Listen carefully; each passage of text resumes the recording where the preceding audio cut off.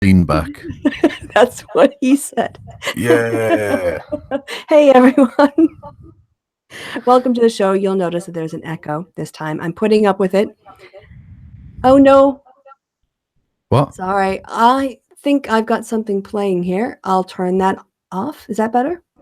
I don't know what the fuck you're talking about, Kristi. Okay, sorry. I had sound coming through my speakers because as the Hangout started and I Well, had close muted the it. porn tabs. Let's try and remain professional, shall we?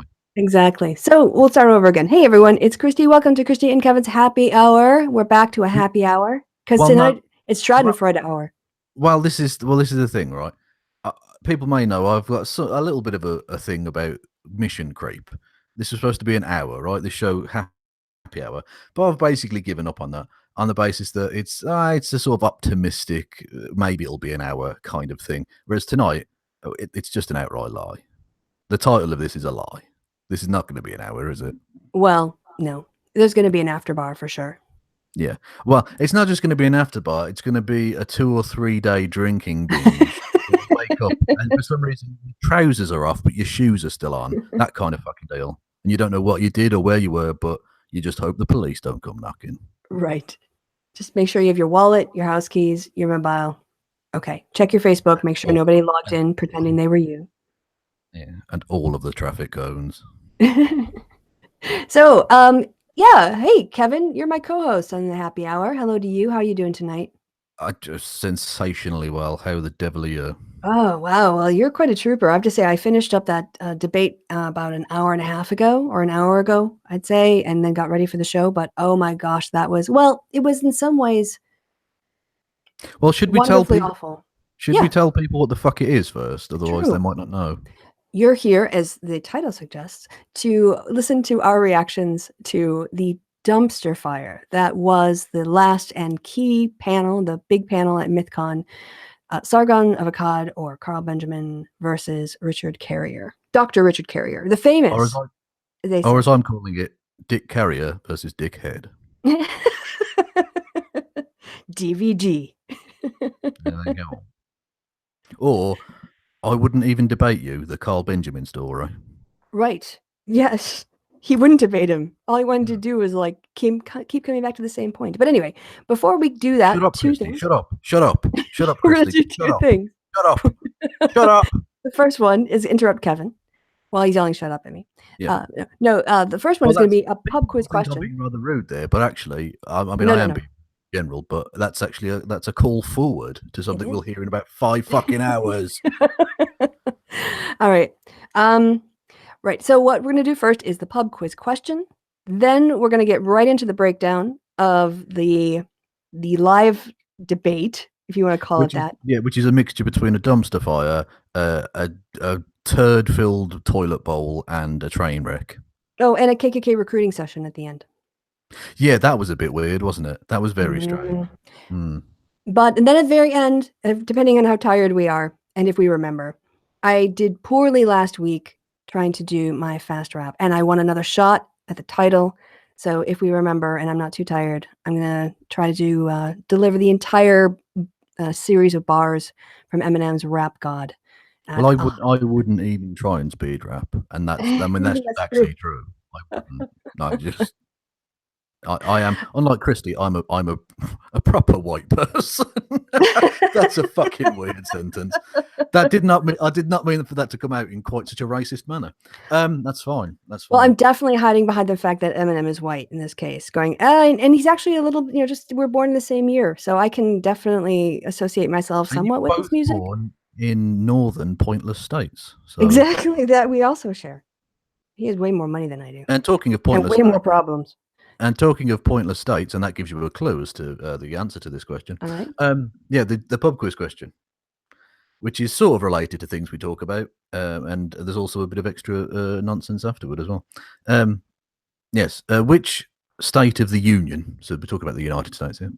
Which state of the Union was the first to give women the right to vote? All the way back in 1869. I know the answer to this. Go on then. Utah. No. What? You're incorrect. Oh, who was it?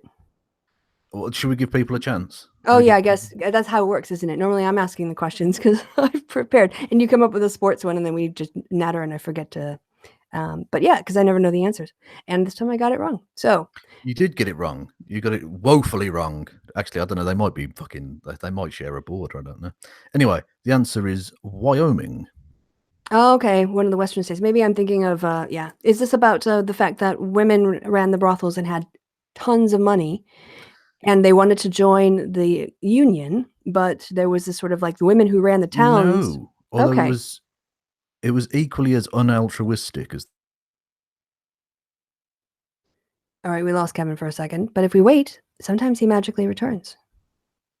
in terms of men, because it was largely a rural place, so men went to work the land, and so they wanted to attract marriageable age women to the area. So they offered them the right to vote. Yes, to try and attract them there, so they had like a viable forward, population. Because 6-1 is not great demographics. You're not going to have that many babies. That's true. I'm just thinking like what I would like all to meet the women who came there because like I want to vote. That's why I'm here. I want to meet those women in history, what they did. I want to know. Well, it's 1869, so I mean they haven't got like a TV or anything. So I mean, No, right but I to bet they vote kicked some as well. ass. I mean, if that's something that inspired, I mean, I'm sure women went for perhaps lots of reasons, but the ones who were attracted to that in particular. Anyway, so And let's be honest, yeah, 6-1, there is a mountain of cock waiting for you. cock carousel, a veritable Exactly. cock A carousel. veritable, quite literally, a field of dicks for you. Yeah. All right. So with that beautiful image in mind, should we just go and hone in on two dicks? It's like a history lecture, this, isn't it? Well, That's the thing. when you said about the Yeah. field of dicks, I was like, well, we can now shift that imagery over to the MythCon.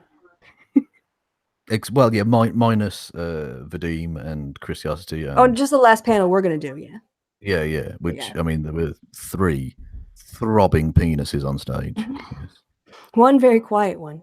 Didn't do very much. One very quiet one, yes, and 2. Well, basically, I don't like any of the people involved in this. No, exactly. But I mean, at least Carrier was vaguely okay in some ways, Sure. Should I get? Hang on, Anita Sarkeesian's on my screen. What? Oh, so I'm sharing my cliff notes. Because I made a whole snarky post, live Yeah, vlogging my reactions or live tweeting my reactions. Well, that's the thing, but you've done a really incredible job there. But also the fact that you've live tweeted it over the course of 3 fucking days. Well, it was when I was watching it live. Yeah, exactly. Yeah. So it was a kind of punctuated live tweeting of a thing over the course of 3 days that actually took 2 hours, and that, I mean, yeah, I'm busy. it's a beautiful thing. Yeah, well, exactly. Yes, yeah, and you have like outside interests and things. Just be thankful. Like that's it. Let's just say thank you, Kristi. I'm thankful every day for your mere existence. Very good. All right, setting up my screen here so it's the way I like it. That's what she said. Yeah. Right. So you got your stuff ready to go? Yeah. Well, I'm playing the video, aren't I? Where am I starting? Well, you can start wherever you want, but I have to start before the start because okay. I actually have some pre-reactions. Okay. The first is the fact that I saw that it was put up. And then before I watched the video, I started scrolling through the comments to see what people were going to say, what their reactions were. And everybody, very few people had positive things to say. But someone mentioned my name had come up in the comments. I was like, that's awesome. Yeah. You were genuinely in a talk where they talk about extremists trying to destroy Western civilization. You were the only person they named by actual name. That you're the only one who got a name drop amongst the extremists. And did you know what my extremist action was that they mentioned? I can't remember off the top of my head because it was quite early on, and I've tried to sort of rinse my brain since. It was the fact that I tweeted that thing with the factual statements that Richard Carey had been credibly accused that Sargon harassed women online. The tweet and the quartering was banned, and I sent that tweet with the hashtag of MythCon. That was my extremist action. Oh wow! I mean, you say it's like the fucking, it's like the October Revolution all over again. It's madness, yeah. No, I couldn't just do one tweet on that. I was so excited about it, so I had to do a second one. 2 men known for sexually harassing women in various ways are mad at me and name check me on stage at ShitCon. I am doing something right. But the thing is, they wouldn't have name checked you if you were doing something far right. No. Oh. So, all right, now we'll get to my reaction. So we can bring up your video now. Well, it's not my video. Well, the video. It's the video of A the video. shit show. Yes. Okay, so we can do that. And so I'm gonna have to move my microphone to the speaker, and then move back so there's not an echo when we're talking. All right, now I'm not seeing your screen yet for some reason. Oh, and well, it would help if I screen shared, wouldn't it? I mean, that's usually a very polite thing to do. No, if you lock. Oh, no, oh, I don't know. It will spare us having to watch them as well as hear them. Shut up. Just shut up. Shut up. Let me speak Shut for up. one fucking minute. Let me. Yes. Is that? Can you now see that shite? Yes. Can definitely Okay. see the shite. There we go. Okay. So, should we skip through the intros because they're kind of boring? Please. Oh, just to say they're cringe. Can we say that? Oh yeah. Oh well, actually, yeah. I do want to listen to the introduction to Sargon because it's so wrong. It's just so unbelievably wrong. So we're gonna have to. We're sort of doing the audio on the fly. So if it's a bit rough, fuck off. You're getting it for free. Jesus. Anyway. Year in a row. Because why the hell not? We have, hold your applause, Carl Sargon of Akkad Benjamin, a popular independent vlogger with over 800,000 vocal followers. He is a skeptic of ideologies, both theological and political, and his channel is dedicated to rational arguments backed by evidence. No. What a load of shit. Just no. I mean, I'm not even going to argue beyond that. It's just no, you're wrong. He's not a skeptic in any fucking sense. And his rational arguments. What are you talking about, you cock? Yeah, it's nonsense. Yeah. Anyway, so we'll skip through all this shite because it's flummery. And then he introduces Quadracci or whatever his fucking name is. And they actually played the Mario thing as he was walking on stage. Great. Did you see that? No, I didn't hear the music properly when I was listening to it. So yeah, they played the Mario thing as he was walking on. Do you remember when we had that discussion about let's get the Mario thing out of the way off air? Yeah, yes. Because he might be seen a little bit racist. They just went, "Now we're going to play the Mario theme tune as he walks on fucking stage." Brilliant. I did have a chance during the tweet response to say, "Where's the Mario?" Well, he's funding lawsuits against people who dare to say things they don't like. Oh, Yeah. free speech. And actually, that's the thing. Bear in mind throughout all of this, right? These three cuckheads on stage have all, in recent times, either funded a lawsuit, which is this prick, engaged in a lawsuit, or threatened a lawsuit against people who for saying things they don't like. Right. But yet they're the people who advocate for free speech, apparently.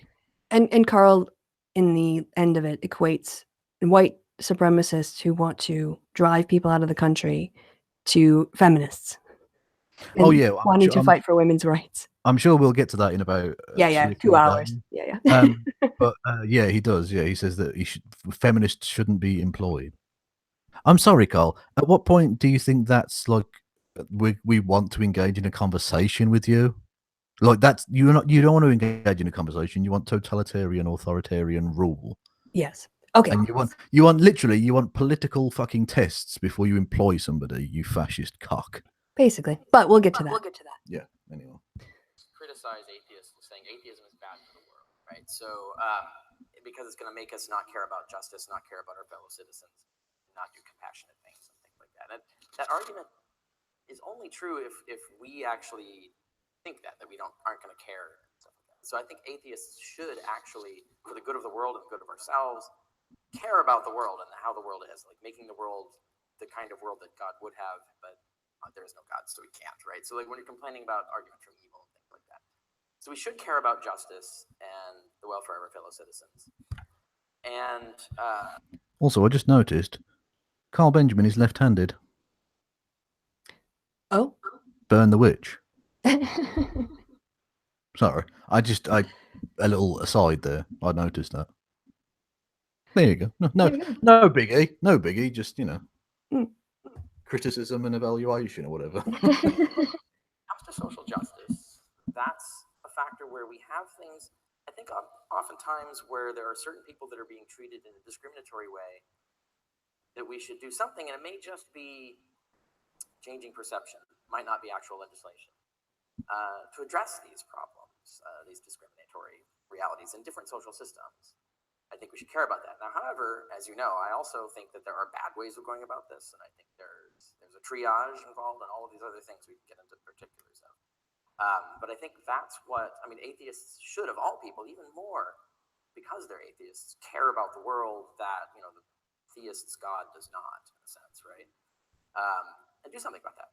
And so I think, and if we do evidence-based reasoning, we find that there are these discriminatory realities. And they might not always be as extreme as some people say, or they might not be all the cases, but you're going to find a lot of evidence of it in a variety of different ways. And this isn't the only thing we should care about. I'm just saying that we're talking about social justice, so it's just one category of things that we care about in terms of making the world better. It's not everything, but that's my take on where atheism and social justice meet. Now the question becomes, how critical, how evidence-based do we get? How hypocritical are we not in dealing with it? So I think that is a valid debate about that. But I don't think like chucking the whole thing is a good idea. Okay, well, I think that Can you pause it there? The social justice. Yep.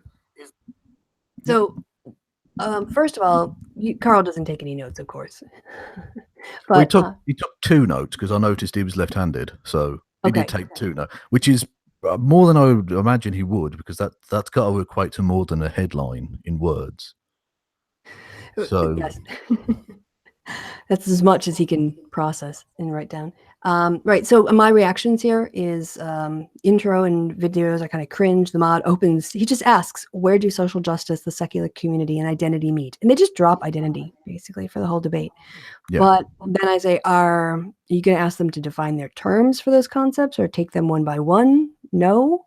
Okay. But that's okay, because they then spend the next fucking hour trying to come up with some sort of definition for at least one of those terms and reach no consensus, because Right. Carl wants the straw man, and The whole time. old Dickie Carrier says, nah.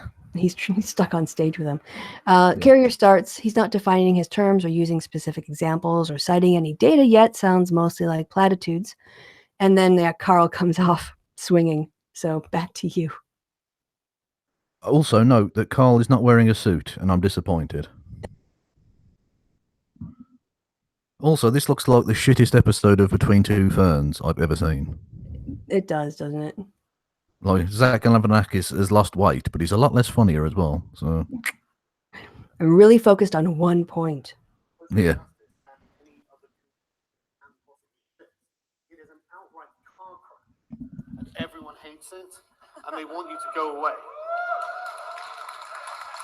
Right? And I'll tell you exactly why too. Because you're sitting there going, well, I think we should be compassionate. Well, you can't make compassion compulsion. You can't make people be compassionate. And that's what social justice does every time. It is unbelievably coercive. The reason that social justice warriors are considered just tyrants of the internet is because that's how they act in every social sphere. I mean, name a... I just want to say, Carl, based on last year's comment that you made, I don't care about your moral outrage. Yeah, precisely. And yeah, and the thing is, his whole thing is to come out swinging, attack him right away, and make really ridiculous claims. Like, you know, it's not the purpose of social justice to make you care about somebody else. It's to make our society more compassionate and equal and fair. Yeah. And you don't have to be. You can be an asshole, but society doesn't have to be asshole-ish. And that's what exactly. Yeah. Yeah, and Carl does this weird thing where it's the individual counts most, but if enough individuals believe a thing, it should be absolute law. Like, at one point it was, you know, the majority of people supported slavery, but at no point was it ever morally justified. Mm-hmm. Just because you don't like a thing doesn't mean that society should have to do that thing. It doesn't mean you should be forced necessarily one way or the other, although in certain instances, obviously, like, you know, murder or whatever. But you don't have, like, we're not trying to force you to do anything. You can be a prick, but we're going to move beyond you. Yeah, exactly. We don't have to be held to the lowest common denominator. Exactly. And you, Carl, represent precisely that. Right. So as I write, Carl comes out telling everyone hates social justice, wants it to go away. No citation. Crowd loves it. And then his hot take. Well, this is the thing. If, as he says, everyone hates it, wants it to go away, how is it in control of everything? Yes. He calls it both a hegemonic and a pariah. Yeah, well, this is the absolute crux of it, isn't it? That and they do this all the time. Well, feminists only make up 5% of the population, or some absurd bollocks, and then but feminists are everywhere and control everything. Come on, either we're all powerful or we have no power. He wants it both ways, of course, as right-wing authoritarians do. Yeah, I mean, it is. It's a cornerstone.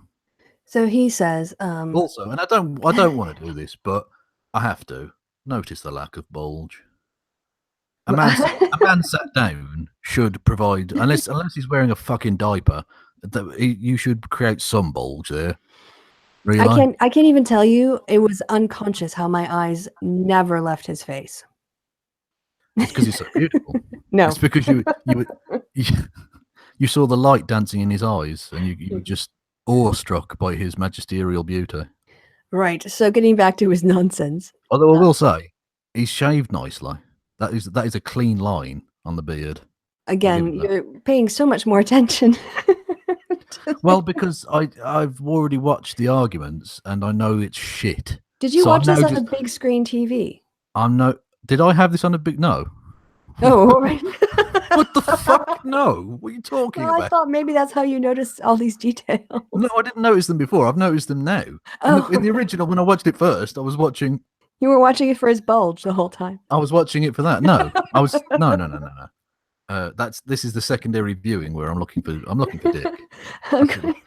I'm gonna do a video clip. And he's there on the left. It's just you staring, and then a shot of a zooming in on Carl's crotch, and then just you staring and getting closer to his. And then I explode. Yes. Yes, your head explodes. But both of my heads explode.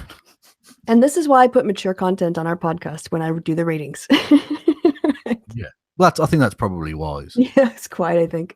All right. Yeah. So getting back to I'm sorry, I had to bring this up, because I could. Carl says social justice is evil because it wants people to care about other people. And then says that we're the tyrants of the social justice warriors, or the tyrants of the internet, because that's just how they act. And I have a little picture here of his media coverage when he said, I'm not going to lie when he is talking about his motivations for why he sent the tweet about I wouldn't even rape you to Jess Phillips. I was trying to be provocative. I wasn't being respectful. Yep. Okay. So anyway, so back to these arseholes. Yeah. Community that hasn't been cursed by social justice. Even the furry community has alt-furry. Okay? Everywhere. Recognizes the same pattern of behavior, the same kind of tyrannical, deplatforming, censorious agenda that's based on arbitrary characteristics like race, gender, and sexuality. That's all right. Can you stop it there? No concord there. Yep. So arbitrary characteristics like race, sex, and gender and sexuality. Those aren't arbitrary characteristics in society. They are biologically. But in terms of how we structure our society, power is divided along lines of sex. Power and justice and wealth are divided along all of these nexes because there are in-groups and out-groups. So he's just wrong. Yeah, exactly it. An individual doesn't control whether they're black, white, male, female, whatever. Yeah, but and when society decide how those groups are treated. Yeah, and when you're white and you're cis and you're heterosexual and you're a man, then you basically you tick all the best boxes in terms of how society is set up to advantage people. You personally might not be advantaged, Jackpot. You have a lot fewer obstacles than everybody else for one reason or another, or multiple reasons. Yeah. And also a friend pointed out, because I wasn't aware of this, but apparently the alt-furry thing isn't because the social justice. It's far-right Nazi fuckers who are into furry stuff. So he's blaming alt-furries on social justice. Well, that's why he blames everything on social justice. Yeah, I made the joke years ago, but it's still true. If Carl stubs his toe, he blames the SJW. Yeah, quite. Anyway. All right. So, yep. It's also hegemonic. It wants domination of every space. We can't allow that. I mean, don't you feel like you're in the midst of a revolution? No. Not just no, but fuck no. What are you talking about? You and some other fucking pointless slacktivist dickheads on the internet. That is not a revolution, you cuck. What are you talking about? You don't feel like Britain is on the edge of a revolution, Kevin? No, it's on the edge of a fucking shit show because of wankers like Carl and his fucking bigotry. And But by the that's way, not a revolution as such, no. no, it's everything. Yeah, he's being hyperbolic, of course, and sounding like a conspiracy theorist, if I'm honest. Well, yeah, well, absolutely. Well, this is the man that believes the fucking cultural Marxists run everything. So Right. why, there's no surprise in any of that. Tries to bring that up later. Yeah, And indeed. I actually went and got the one definition for hegemonic, which is ruling or dominant in a political or social context. And I point out, for instance, neoliberalism is hegemonic. If social justice were hegemonic, we wouldn't have to fight for it. Yeah, absolutely. Yeah, absolutely. Yeah, he's talking shit. Yeah. But I do no. Let me acknowledge that though. I think there is a lot of SJW extremism that is a problem. I think everything you list is real. Those are issues, and we should criticize those things. But that doesn't. It's a fallacy of affirming the consequent to say that there are bad social justice warriors. There's extremists on this issue, or extremism on this issue. Therefore, all social justice is bad. Therefore, there is no better, more evidence-based, rational way to do it. I think that's a fallacy. Okay. It's not that they're all bad. There are obviously some that are not bad. You are a tiny, unrepresentative minority of your community. Yeah. Well, you do not represent social justice warriors. No, that's actually not true. No, that's completely true, right? We know we've all had. Hang on, let me finish. Yeah, go ahead. Yeah, we've all had experience with this. We know what these communities are like. They are vindictive. They are malicious. They go after you for things. I mean, look at Kristi Winters. What her yeah. Just dropped a K-bomb in the room. I live in your head, rent-free, Carl. Yeah, I mean, that is ridiculous. And not just, like I say, you are the only one that gets name dropped. And I just want people to bear this in mind, right? Some of the rules they sort of lay down as they go along in this conversation for what an extremist is, because they never really define it, are things like not being willing to discuss stuff, and trying to be censorious and all this fucking shit. Now, you have literally debated Carl and wiped the fucking floor with him, but that's a slightly irrelevant factor to this. You have debated Carl. You have openly discussed things with Carl. You've made response videos to Carl. You have allowed him to make response videos to you without trying to shut him down. But yet you're an extremist. Yeah. What are you talking about, you fucking idiots? And Carl shows that he doesn't actually want a conversation because, like I say, he doesn't even want fucking feminists to be employed. But free speech. But the frozen peaches, absolutely. Oh, by the way, on my screen right now is they're going to talk about the tweet.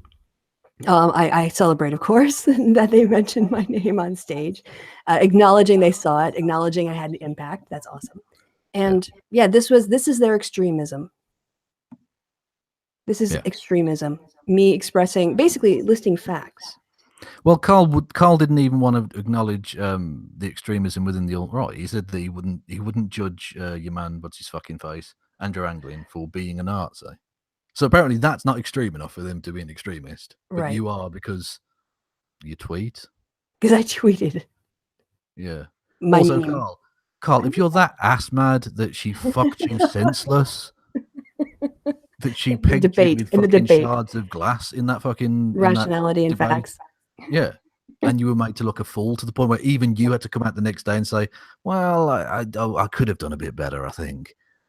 Yeah, just apply a bit of cream and let the swelling go down. Stop getting fucking rage hurt all the time, you fool. He's still really mad at me. Well, you can't be allowing the WOMs to do you over like that. I mean, that's just...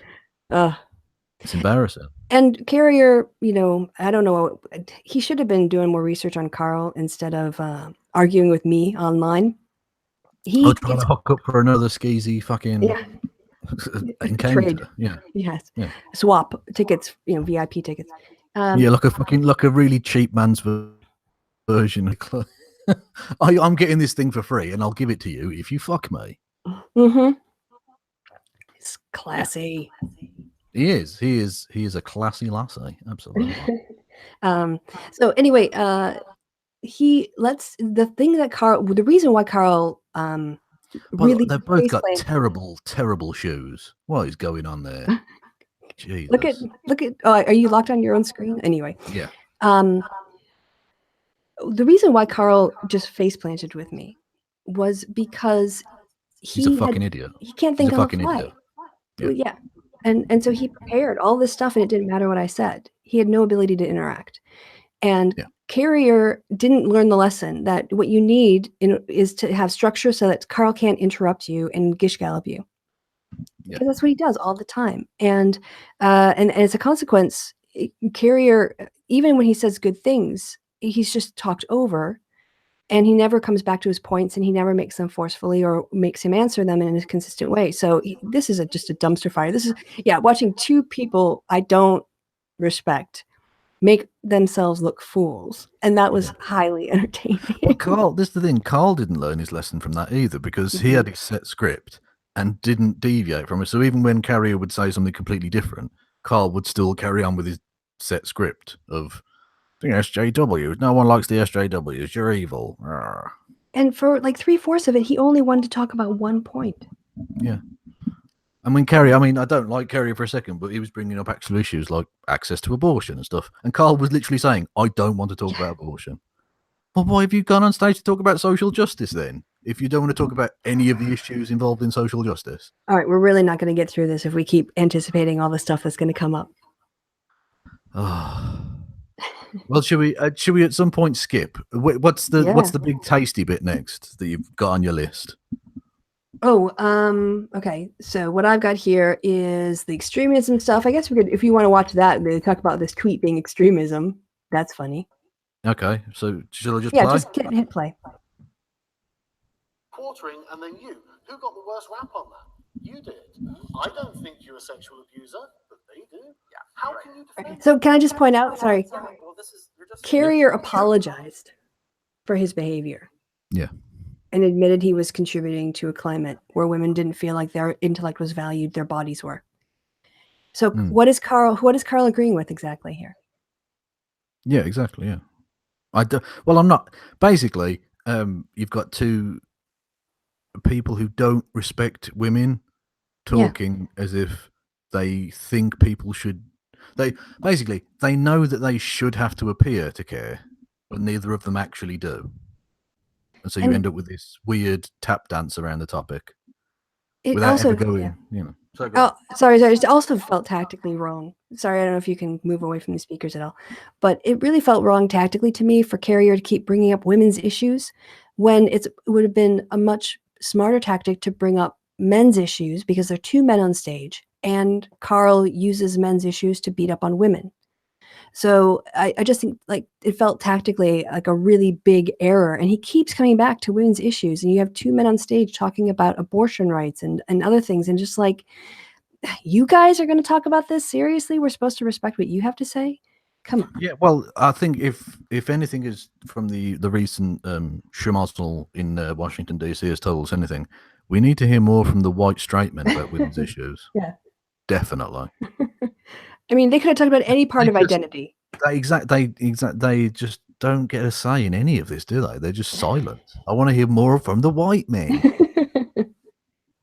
Anyway. Oh, by the way, we can look forward to 11 minutes. I'm sorry. Yeah, in 13 seconds when we get the first shut up. Oh yeah. There was a little shut up. The big shut up storm, the hurricane of shut uppery is about the hour mark, isn't it? Anyway, by the way, are you able to access the live chat? Is the audio okay? I can check while you're running this, and they can tell us while you're running the audio, and because of the lag. Well, we'll do that then. Yes. Yeah. No, I'm asking you a question. How do you defend that? You are by their standards. I'm not defending. You are a bad person. I just said I'm not defending that. That extremism exists, but you only focus on that, and that's a real problem. We are dealing people. No, you're talking mainly about a small segment of very loud. It's a bit low, so I'll turn it up on my side. Rather than looking at like people who run the Global Fund for Women or people who run Open Policing Project, like serious professional social justice. Do you see them objecting to the damage that their activists are doing? Well, they don't have any control over these people, and probably but they don't even read any of their stuff. They don't even know these people. Then what difference does it make if they exist? The ones that are doing the damage. I agree that we should raise awareness in terms of criticizing these extremists. And I think, like you're saying, like I'm a minority in the vocal internet, in the atheist community, perhaps. I'd like to change that, and I think the best way to go is to actually move in that direction, get more rational social justice, rather than just chucking it all and like ignoring discrimination and ignoring problems in our society, the welfare of our fellow citizens. Okay, don't worry about the welfare of our fellow citizens. We can't even have a proper conversation if social justice is the hegemonic rule set. We can't. It's not hegemonic, and you're not interested in a conversation, Carl. You're a bullshitter. Yeah. I mean, yeah, he's basically, yeah, we just keep going because it's going to be like this for hours. Yeah.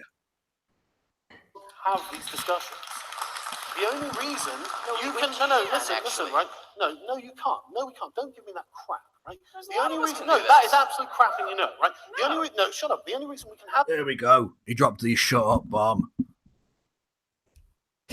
Now, any person on the other side would like, don't tell me to shut up. We're supposed to be having a conversation, you fucking uncouth lout. Yeah. Anyway. And where's the moderator here? I mean, come on.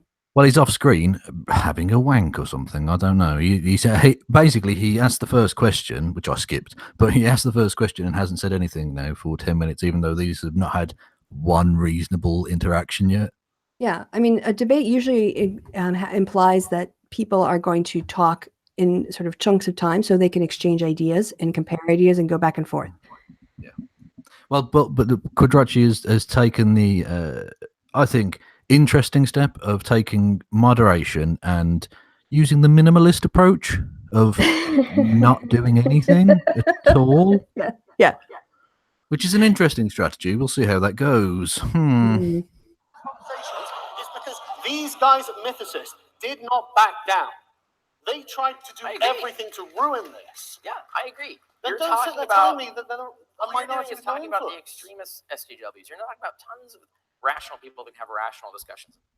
Yeah, I think he's talking about you, Kristi. Well, and this is the thing, like, you know, they talk about these extremists all the time. They don't give any decent examples. They just sort of like keep talking about the extremists. There's so many of them. And Carrier keeps giving in and saying, yeah, you're right. It's like, just, you know, have a backbone a bit, you know, like try to push back on this. Stop trying to be his friend. Exactly. Well, that's the thing. Like I say, if you had a spine, when someone tells you to shut up when you're supposed to be having a conversation, I'm sorry, at that point, I would have to say, no, don't tell me to shut the fuck up. That's ridiculously rude. Yeah, it's unprofessional. He doesn't at any point. He's pathetic, really. But anyway, yeah, so what's the next thing? Because let's try and skip some of it. Fucking hell. Okay, so let me go back to my notes. Got the shut up, the crowd ooze. Then Carl asked Carrier why unnamed social justice leaders aren't berating unnamed social justice warriors he dislikes, except me, I'm named so far. Exactly, like I say, they're going about extremists, and yet you're the only person who gets mentioned by name, which is ridiculous because you're like the least extreme person I know. Yeah, I'm not even famous. I'm just a person on YouTube with like 7,000 Twitter followers. In Carl's world, gave me a name check. In Carl's world, you are so famous because you have a billboard real estate in his brain. You too, according to that Ralph guy. Yeah, exactly. Apparently, yeah, that was from a while back now. But him, Ralph, and Milo Yiannopoulos went to dinner in some fucking swanky restaurant in London, and Carl wouldn't shut up about me, which is fucking mental. Because Milo was sort of big and famous-ish anyway at the time. Now that he's mad at Sargon, he also gave more of the background of that story about Carl's personal life, which is available on audio. But so I watched that. Anyway, we're not going to talk about that. We can otherwise we'll get on a tangent. So going on what happens. It's not like us to get on a tangent. That not at all. Happen. No. Carrier, so I throw shade everywhere because I'm a tall tree. And Carrier says there are several other people like him in the movement. To which I reacted saying, for the sake of women's safety and the elimination of sexual harassment at cons, I hope that's not the case. Now, Carrie, you're speculating on the motivations of imaginary SJW people. So, yeah, a lot of this is there are these people and this is what they think. And Carrie goes, yeah, I think those people exist and they think that, but there's not a lot of them. And then Carl says there's a lot. Timestamp at any point. God damn it. I'm working on it. Ooh, okay, 12 minutes. Oh, so it's fucking hell. All of that. And we're only going to go forward 27 seconds. Okay. Okay, actually, it's worth it. Go ahead. 27 seconds. We'll save ourselves that much time. Jesus Christ. You'd stop it 3 times in 27 seconds. Yeah, exactly. Yeah. Right? Yeah, they're not right. That's admit they're amateurs. I mean, I'm not the best and brightest of lighting, right? But where are those people? That was the only true thing. They're out doing actual social justice activism. No, they're actually actively avoiding this conversation. Yeah, and I think we should change that, right? Yeah, I think we should get them more involved. You can't. Avoiding the conversation, you cuck. The only person you named is someone who did a conversation with you, and like I say, you have to sit on plush chairs now. Anyway. I think, well, I don't think it's impossible. How are you going to do it? The same way I got involved in doing this. There's several other people like me in this movement. Several other people. No, but they just aren't. They aren't as out and open about it because they don't want to take the shit that they get. Because they're afraid, and not just of us, yeah, of your agree. people. This is a problem. I agree. That's a problem. I agree. It's a massive But problem. the problem is the extremism, not the actual existence of the problems that we deal with in society and this quest to find solutions for them. That is something that we should still value. Okay, well, let's talk about the quest to find solutions from them, right? Social justice for me is full of never events, right? I will never accept racial discrimination as institutional policy. I will never accept gender discrimination as institutional policy. I will never accept sexuality discrimination as institutional policy, and social justice has no other solutions. Yeah, well, a couple things. Sorry. First of all, there are informal racism, sexism, all that stuff that needs to be dealt with. Which Carl is fine with. Carl's just fine with that. Because he strictly said institutional racism. So that's, And I don't, there are places that probably have institutional policies that say if you're this group, you can't get this service. But he's arguing a straw man. I mean, when he talks about institutional problems, I'm assuming he's talking about the police and the justice system. And to say that there's, we can go on. Yeah. Well, legislative issues, for example. We're talking procedural issues. Yeah, but if you look at women's access to abortion rights in America. No, I'm not interested in discussing individual policies. We're talking this is a real problem. problem. This is an example of a real problem.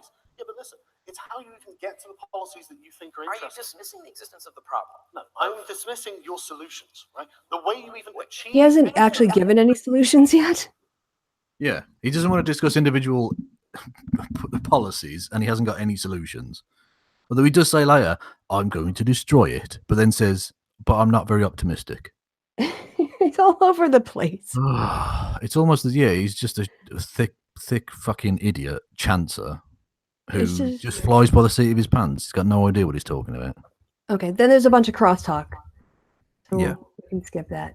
Yeah, so what you have to give me a timestamp, god dang it. I don't really have that many because I was just doing it as I went along.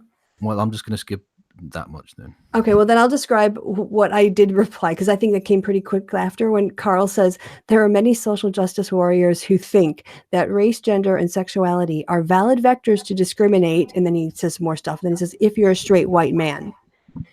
And that was, I don't know if you can see what's on the screen right now. No. It's, well, I guess I have to describe it to you then, which I guess is good for the podcast. Hang on. I said Carl quotes no one, cites no survey, and that's the gaping ape. Okay. That's a bit of his actual research process, and that is a monkey farting into its hand and releasing it. Oh wow, nice.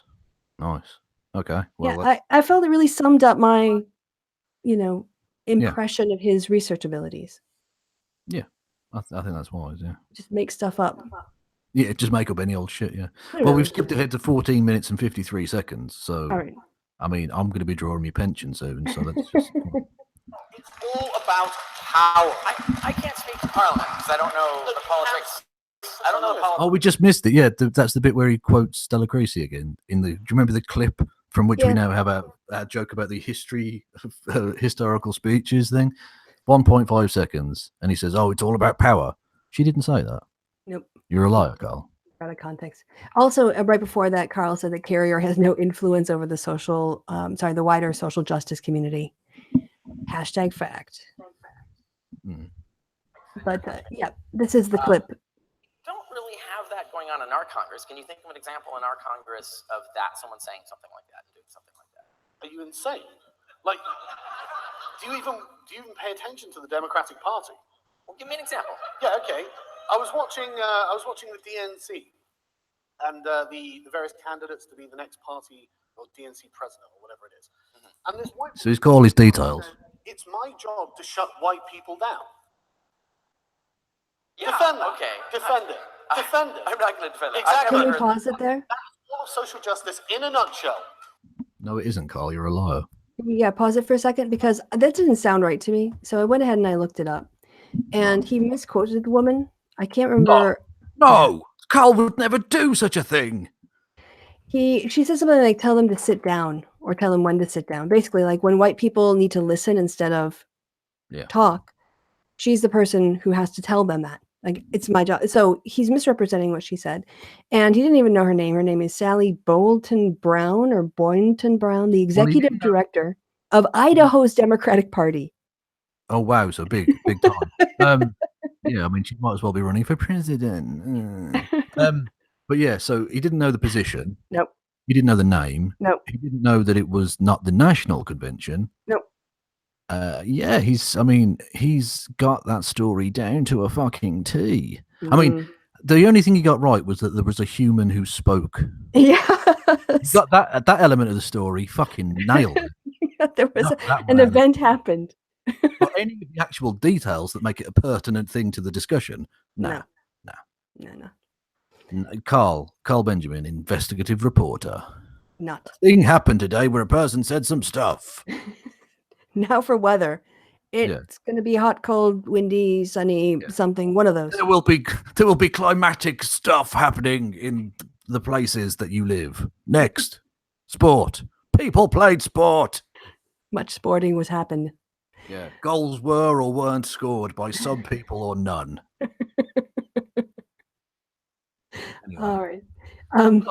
That could have been a line from the Mitchell and Webb.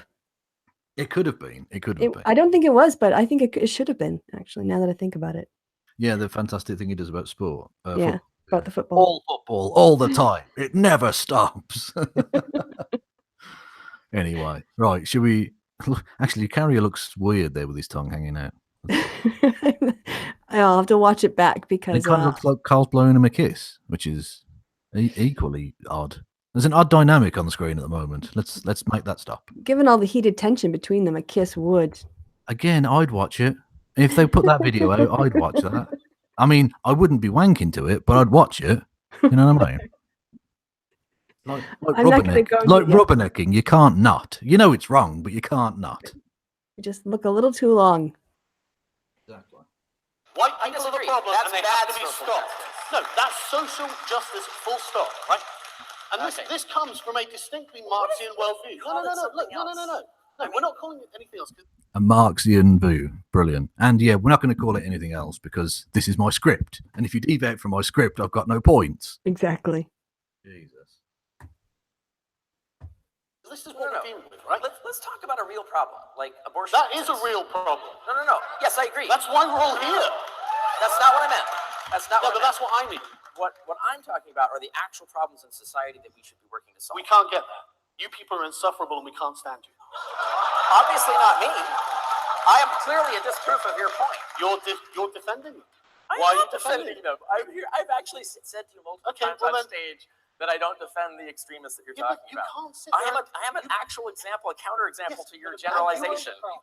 I'm sorry. No, I am a counterexample to your generalization. And did the quad man speak up slightly there? Did that happen? It was almost like a moderator there for a second. Oh, for good just Lord. half a second. I don't know. Well, that's the thing. Presumably he's on his phone, you know, planning to sue some more innocent people. He might be live tweeting from the stage. Yeah, absolutely. I'm sure he probably wasn't. He was probably just not giving a fuck about these two idiots. Not Or being a something, I don't moderator. know. Yeah, exactly. I love the fact that Carl's got a coffee and a water as well. Mm. Okay. There's I don't know if there's anything to that. But you saw actually in that clip, the thing I mentioned about Carl not being able to deviate from your script. Why are you defending them? And he says, I'm not defending them. Yes, you are. Oh, for fuck's sake. Right. Like, that's not a conversation, Carl. Anyway. A real issue, for example, abortion access in America, women getting access to abortion. There are lots of people, thousands of people, millions of people who are actually working on that social justice issue. Yeah, he's not doing it because that's not in his script. Yeah, it's awesome. He doesn't have talking points for that. No, exactly, yeah. And he knows he's sort of in an indefensible position because a lot of his right-wing fans don't like abortion, but he has to pretend to be for it, even though he supports every candidate that opposes it. Mm. To solve it, and they aren't bothering like harassing people on the internet. They aren't bothering saying stupid shit like that. You don't know. They're actually doing things and actually accomplishing them. And even if you think all of them are doing these horrible things, even though they're trying to get improved access to abortion rights, you should be advocating a more rational way to accomplish the goal of increasing access to abortion, right? Aren't you in favor of that? That would assume that they would listen. Well, don't worry about them. I'm just talking about solving a problem. Forget the social justice warriors or whoever the bugbears are you're talking about. I mean, the problem. Let's just look at the problem. Abortion access. How do we solve it? No, I don't care about abortion access in your country. So you don't? No, not at all. I care about... There you go. Straight from the twat's mouth. Yep. He doesn't care about your moral outrage or your issues. Yeah, so why should anyone listen to you or have a conversation with you when anything you say, you can just say, I don't care about your issues, I'm not going to talk about it, and I don't care about your moral. That conversation over then. Pointless. Mm-hmm. The intersection of atheism and social justice. So you like the topic we're here to discuss. Okay. The topic we are here to discuss. No. We are going to discuss. No, we are going to discuss what atheism and social justice, how they have collided, and what atheism has done. I mean, What a fucking prick. We are going to discuss. Fuck you. He's constantly ordering him to do things. Yeah, he's not you're not the moderator, and grow a fucking backbone, carrier. I agree. Or should I say, sorry, no, hang on. Grow a backbone when it comes to taking on a man. Just stand up for yourself. Demand some dignity and some respect. I mean, it's supposed to be a professional setting, right? This isn't a bar. No. Although it does contain a lot of idiots, so it's sort of similar. Okay. And a lot of people who don't actually seem to know what they're talking about, but speaking with a great deal of confidence. Again, very much like a bar. True. But most of them are possibly sober.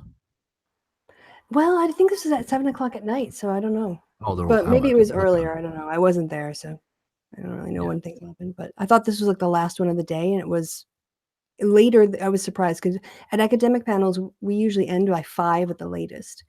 And then there would be some group talks and then dinner and stuff. But this was Then it's straight in the bar. Sambuca shots from the belly button. Yes. That's we're what's real happening. party animals. Exactly. Doing doing lines in geological shapes. Polling lines, like top line results. Exactly. I just made a political science joke. Oh my god. Yes.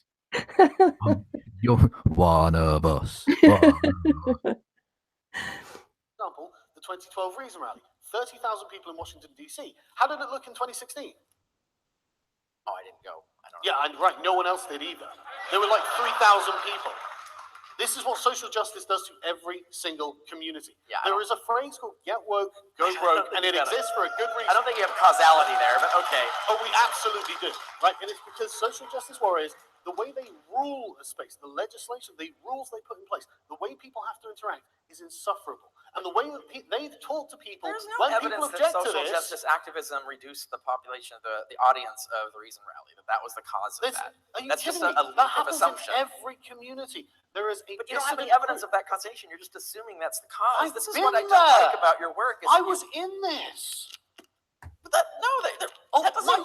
My lived That's not experience is evidence. suddenly not relevant. No. All of these people's lived That experience is is not what I suddenly said. not relevant. This is what I don't like about you. Oh, I don't care what you don't like about Can you me. pause But it? you are throwing off the stage now. No, look what Can you do. pause You it, Kevin? keep ignoring the things I'm saying and saying I'm saying. Okay, so I just want to explain why Carl is full of shit here, just to be clear. Okay. The main problem is he's saying that he can know empirically the causes for the reduction in attendance in the Reason Rally because he was there and present. So he's trying to make an empirical claim about things that are factual we can check in the world. We can ask other people. We can look at things and weather patterns, whatever else. It doesn't really matter what it is, but we can have other factors and try to explain it with a model, like regression model. And he's just saying he's trying to use, obviously, he's making fun of the idea of lived experience. And lived experience is when you talk about what happened to you, you should assume people are kind of telling the truth and they have expertise with what they're talking about. People who get stopped by the police multiple times in the course of their life, they're not talking crap. They know what they're talking about. And that's valuable information for us to know society if we want to stop that kind of thing from happening. So people in our society who are citizens don't feel like that. I don't feel like that. So why should other people who are law-abiding taxpayers and citizens and residents feel like that? And it's very frustrating when he demeans it through his ignorance and his bias. And so I just wanted to kind of explain why he was ignorant and biased about it. Yeah, that's fair enough. If only there was someone on the stage actually opposing him who could do that. Oh, if only. I'm saying the opposite of what that is. You are here to defend social justice. No, you know you're what social sitting justice here, does. That's basically Carl saying, "No, you are here to be my straw man. You're not being my straw man. Damn you." That's what he's saying, Yeah. essentially. Yeah. You're being disingenuous. You are not legitimately engaging with what I'm saying. You're not listening to what I'm saying. You're not actually acknowledging what I'm saying. You're denying, saying the exact opposite, accusing me of things that I've actually That's because you won't stay on topic. The question is, how did atheism and social... All right, let's try to make us go. So, Dr. Curry, what are you trying to say? How do you want to frame this? Good Lord, on which thing? I've tried several times. Let's start over. Let's forget social justice, the word. Let's not freak out over the word. There are problems in society that I think we should care about. Yes. Like women's access to abortion, as an example. That is something that's important. There is discriminatory policy going on in America. Notice that really good point is that there's a problem with access to abortion, and that needs to be dealt with. Got about 2 people clapping. Yeah. Whereas Carl, when later on we hear him say "shut up," gets a massive round of applause. I think I know that these people are fucking scum. They're there for a shit show, not an interesting conversation. Well, yeah, I mean, this is garbage. This is train wreck entertainment dressed up as some sort of actual worthy discussion, and it isn't. Yeah, and it's an hour and some odd minutes of that. That's all it is the whole time, and it's both horrific and glorious. Well, should we give me a timestamp? Let's skip ahead because we've still got an hour and 34 of this crap. All right, let me see. I think okay, we got down to 18 minutes and 32 seconds. Where are we in your video? 19 and 20. Right. More crosstalk. Carrier just called out Carl for being disingenuous.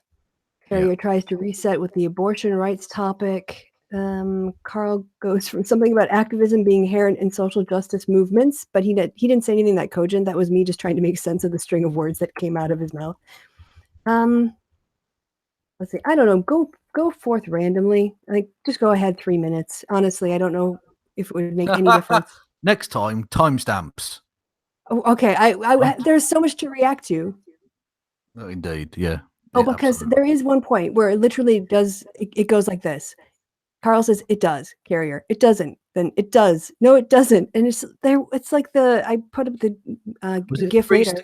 Stooges by any chance? What? Three Stooges? Yeah, it could have been. No, this is a Laurel and Hardy bit that we're doing. I don't. Almost. There are so many times when it was "No, it isn't." "Yes, it is." "No, it isn't." "Yes, it is." It's like, this is ridiculous. This is like the Monty Python sketch of the argument. Yeah, exactly. Yeah, the argument clinic thing. Yeah. Yeah, I actually got that GIF up later on because it happened so many times. No, it didn't. Yes, it did. No, it didn't. Yes, it did. No, it didn't. This is an argument. This is just contradiction. No, it isn't. It is. social justice views the world under. There is an oppressed class and an oppressor above them, and it is just to hate your oppressor. That means you are perpetuating hatred everywhere you go against the minority, against the majority for the minority. All right. Now I can't give links right here. But I've got. Bring it up. I have several. I can show you. What the fuck? What links have you brought up, Carl? In any of this, he doesn't bring up any fucking links. But yeah, he's saying you can't bring it up if you can't provide links. They're not interfacing on a computer screen. How can either of them provide links? I was going to say Carl appeared as the missing link. Yes. That is lovely stuff. You're a good influence on my wit. Well, thank you. That's. I mean, I don't even have a joke to that. Just thank you. I mean, you're wrong, but thank you. All right. Examples of social justice activists who would repudiate what you just said and say that they don't agree with that. Why view. can't you do it? No, of course I am. No, you just said I'm unique. So I'm pointing out that there are. I never said you said that. No, look, you tried to claim that I am rare and there aren't others like me. That you're a minority. I'm refuting that point. You're an Because oppressed actually, minority. when you look at professional. No, look. Yes, when you you are. look at professional social justice activists who aren't amateur internet. What, like Linda Sussel? I don't care about that. I'm talking about the ones that I would look at. When you go looking for your real preferred ones. Yeah, exactly. The ones who aren't extremists. Your preferred ones aren't the ones calling the shots. I'm really sorry to say that. No, but they are. No, yeah. I mean, it's not as simple as one is calling. So you and Linda Sarsour are calling the shots. I didn't realize I was co-hosting this with, I don't know, the President of America or something. I am the general. You are the general. I am the model of a modern major general. Something, orders categorical, absolutely. Or the Hamilton one too, but whatever, yeah. It's a reference. The Hamilton one is a callback. Yes. Reference there. Well, technically it would be a call forward. Ooh. Well, no, because the model Hamilton was around before. Oh yeah, okay, yeah. I see what you did there with like the timey-wimey, wibbly-wobbly kind of thing. Yes. Anyway, what were we talking about? Yeah, I didn't realize that you were so powerful. You're the one calling the shots, apparently. Apparently you are literally the cultural Marxisms in the university. In the halls of power. You control everything. Which is why the world is exactly as you want it. Completely, yes. 100%.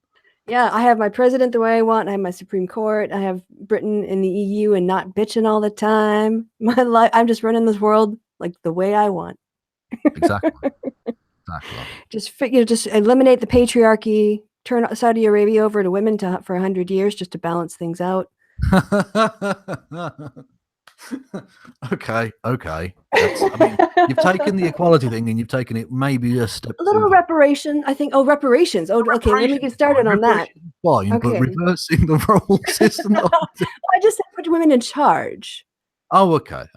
I was just thinking to myself, I'm not sure that needing two men's say against one woman in a rape case is necessarily. No. I'm talking about like legislatively, politically. Yeah, you've gone. That is the pendulum swinging too far. Definitely. Yeah.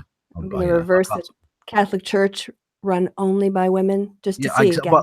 I was going to take that the other way and say. It's not okay if Catholic boys are raping priests either. That's again. No. Too far. Yes. Okay. The safety caps. We're going to put the safety bars back on. Last week I took them off, but we're going to cage you now. We're going to put you in a timeout there. I thought we weren't going to talk about that. That's a private issue. All right. So we're getting back to the dick versus dick. Yeah, dick carrier versus dick head. Yes. Yeah. Shots and the other's not. One is actually disruptive, and the other is trying to get shit done. And that's an issue. I agree. The extremists are a problem that we need to address. Okay, but there are also these people who would deny up and down. It's not about hating your oppressor. They would say that's actually wrong, and that's a complete misconception. Who are these people? Yeah, I'll give you several links. Okay, there are lots of really important, significant authors today who are promoting social justice, who advocate that message. Okay, but in the meantime, if you just search for this on Twitter, yes, it's you can find bad actors. That doesn't mean they're all bad actors. That's fallacious logic. I'm not saying. If you go looking for bad actors, Richard, right? Listen, right? Stop for a second.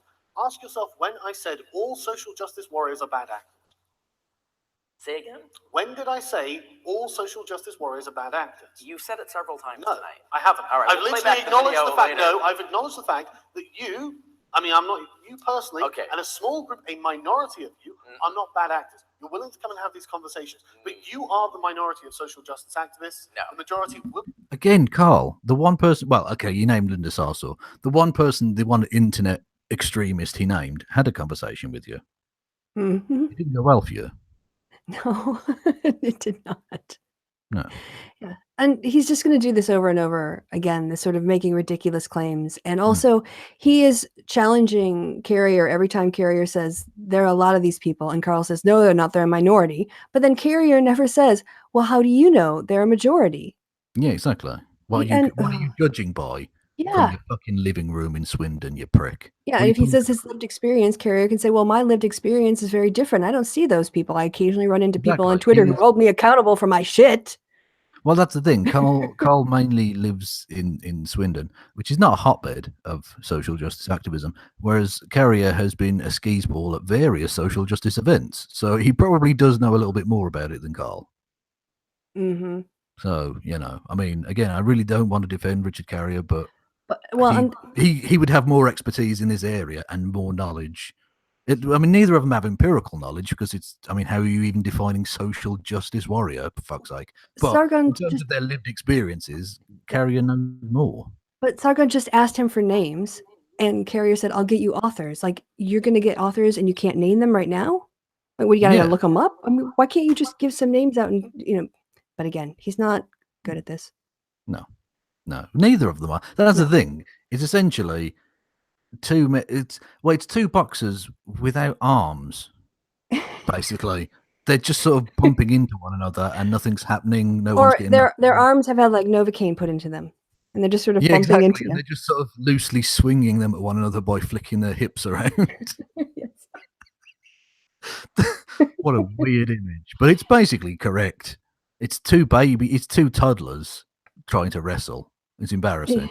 And also, when we're watching this as we go forward, look for Carl trying to pronounce the name of the very famous French modern philosopher Foucault. Oh yes, yeah. That is special. I do hope we don't skip past that bit. But seems as someone didn't take timestamps, Kristi. I was literally doing a commenting every second minute, and I put timestamps. It was just going to look ridiculous, and it also would eat up my 280 characters, and I needed all that for my snark. You are a snark shark. Absolutely. Why not in here? They're not on the internet doing this But kind the of majority stuff. of them won't even answer the email. No, I just told you about multiple examples of major But that social doesn't make justice the majority. activists who write about racism, race conciliation, and they actually repudiate the justice that you just said correctly is bad. There are tons of these people. I'm sure there are in your particular bubble tons of these people. Well, let's assume that's the case, that there's, let's say, 5%. As if this prick is in any position to talk about being in a bubble. Yes. Fuck off. I also want to apologize. Yeah, go ahead. No, go on. I was going to apologize because I dropped my chopsticks during that bit. Sorry, guys. Oh, was that what that was? I thought. Yeah. I don't remember them, like, I don't know, dropping a baseball bat on stage or something. I couldn't work out what that noise was. No, it was my chopsticks. I assumed it was something that was happening on the audio or something. But No, red you tie curry. outed yourself as a disruptive element. I They were did. right about you. I'm an extremist. I dropped my chopsticks in a live show. Exactly. You are. You're an anarchist. You're crazy. Anyway, enough. Of us, for instance, are the rational ones. That's just like atheists being 5% of society. The goal is to get more of society to be atheists, just as the goal is to get more social justice people rational rather than irrational. And how do you think that's going? We're working on it. Yeah, badly. I thought so too. Yeah. No, I don't No, think it's done terribly. You are a pariah in your own community. You are suing other members of your own community because of the smears they put against you because they are social justice warriors. No, not the smears they put. They're just revealing what he'd been up to. Yeah. Just describing events accurately. That was it. Yeah. That was a crime. And which is indeed the reason that Carl wants to sue the Sunday Telegraph as well. The Sunday Times for just repeating things he'd said. He'd actually said, yes. Yeah, just And literally actual verbatim quotes from Carl. Apparently is what, I don't know, defamation of character or something. I'm not sure. Yeah, I mean, he defamed it his own is. character. He should sue himself. Yeah, exactly. It is defamation of character, but you said it, Carl. They didn't make it up about you. So yeah, none of the people on stage, because like I say, Quadracci or whatever his fucking name is funding Carrier's thing. So all three of them on stage are involved in trying to silence people for daring to tell the truth about them. So they can fuck off with this free speech. I just want to have a conversation. Lark. It's a lie. MythCon is a sham in that regard. If they want to host free speech people. Yeah, exactly. Yeah. Yeah. I defend you. Yes. This is another example that we have these extremists. They do exist. It is a problem. And I think. Yeah, exactly. Evolutionary biology fucking professors at Minnesota universities are extremists. They're well known for it. Yeah, and people who tweet things on the internet are really extremists. Yeah, exactly. Yeah, I mean, you've posted one or two truly savage critiques. That's about it, really. And you're an extremist. With my massive following of 7,000 or whatever I've got at the time, I'm leading an army of people who are mildly amused, about 13 likes at a time. No, I'm sure that got a whole 3 or 4 retweets. So clearly, you're the cultural Marxists that everyone's scared of. Because you're really powerful. You're the one calling the shots, Kristi. General. Yeah, exactly. Show some respect. Yeah, exactly. I don't want to get put in. Do prisoners get put in solitary confinement? I'm not sure if that's a thing. I don't know. Yeah, in America they do. Yeah, but in America you elect orange racists. So I mean, I don't know if I can trust America really. Fair point. I didn't mean that to be as savage as it was, but it's true. I mean, that's why I said not fair pleasant, point. but it's accurate. It is. Criticizing them was legitimate. Okay. But I don't think you throw all the issues under the bus that they are badly trying to solve. And this is what I've been trying to We should try to solve those issues. We will. Care about we will absolutely solve these issues, but we won't do it through social justice methods. This is what I'm saying. The procedures of social justice. No, don't. We'll do it by electing fascists. That's Carl's plan to solve the problems. We'll anyway, stop the feminists by putting in Nazis. Yeah, exactly. Perfect. But we're about to see Carl shushing his the conversation apparently that he wants to have. He's about to shush the guy. Okay. No, listen. You're not listening, all right? The procedures of social justice are unacceptable in civilized society. Okay. When you say that, you mean the procedures used by a subgroup. No, don't tell me what I mean. Just address what I've just said directly. Don't try and reframe it, Kathy. Just address what I've said. No, I have to reframe it. No, that's bullshit. Because I've told you there are activists who write on this issue who do not follow those procedures and do not advocate those procedures. So there is a form of social justice that doesn't use these procedures that you loathe, correctly criticize. We need to actually work on that. Let's attack the people who are using the bad methods and give them, let's say, this is what the good method is, and acknowledge the problems exist rather than deny the problems exist or deny that we can solve them. There are things we can do that actually will make the world better. We should be working on those. And you can criticize the extremists who are getting in the way of fucking things up. That's totally fine. It's when you conflate the two that you're not helping. You're also being disruptive. As you said, 95% in your estimation just now. No, that was a made-up statistic. You know that you're doing this again. No, you heard me. Using your words. No, that is. I think that was one of the most dishonest thing Carl did all day, which is saying something. Was that he just said, "I just plucked numbers out of the air." So he was saying like, "Oh, okay, let's say it's 95%, like a hypothetical." So Carl then quotes it back to him as if he was saying 95% of the people are X. You dishonest fucking piece of garbage. Yeah, it's what he did to Stella Kristi too. Yeah. Insofar as he cut it up and heard what he wanted to hear, and then just pretended like that was what really happened. Well, that's all he does in his videos ever. But the thing is, this person has the opportunity to respond, which he does very weakly. But at least he does respond. Yeah. Carrier is forever agreeing with Carl and trying to get him on side, and it's just really pathetic the way that he keeps conceding ground and not standing up for things. Yeah, it is. It is absolutely pathetic. No doubt about it. No. Yes, I have. I actually explicitly said I was making up a statistic. That's I did fine. not say it was the actual accept statistic. your It was a statistic. hypothetical statistic. You I know that's accept what it. happened, and you I just tried accept to your hypothetical. weasel out of that. No, I'm accepting. You actually you just now said that I said that was the percentage. Yeah, and I'm accepting. Oh God, it's like children. Yeah, like I said, it's yes, it isn't. No, it is. Yes, it is. I said that. No, you didn't. Yes, you did. No, you didn't. Yes, you did. It's ridiculous. Ridiculous. Well, I made the analogy of toddlers wrestling. That was like toddlers arguing. Mm-hmm. Oh God, it's embarrassing. Anyway. Your hypothetical statistic. And you're saying right? you agree it's hypothetical. This is not a percentage. Yeah, no, verified. I'm sure it's less All than 5%. A reasonable. I'm sure that's what you believe. But I'm going to be that But don't charitable. attribute that to me. That's what I'm saying. I'm going to be that charitable. What is your plan? I'm doing it. Are you? Yes. You're suing them for being slanderous towards That's dealing with the bad actors. Meanwhile, I'm helping solve the real problems by promoting actual rational ways to do this. And there's lots of people who are doing the same thing I'm doing. I've mentioned that I can give you a list after this. By the way, I don't think we should let that pass by. Slander is telling the truth now. Right. Yeah. Ridiculous. Absolutely ridiculous. Lies are truth. Truths are lies. It's But all he's the rational one. Yep. Yeah. That believes that Jesus definitely didn't exist. Okay. Fine. Yeah. Okay. That's backed by science. You want? Give me a short list of people who you personally like. No. Yeah, people who are doing good activism, who are advocating good methods, who have a lot of attention and a lot of influence, and there's a lot of people who are doing what they're doing. So people who I would probably not describe as social justice warriors. Correct. Right. I think so. Okay. By your definition. Okay, yeah, great. No, that's great. Right. Yeah. Now, That's sort of a no true social justice warrior there. Basically, anyone he brings up who Carl can't attack immediately is, they're not a social justice warrior then. Yep. I mean, he's not a good thinker. No.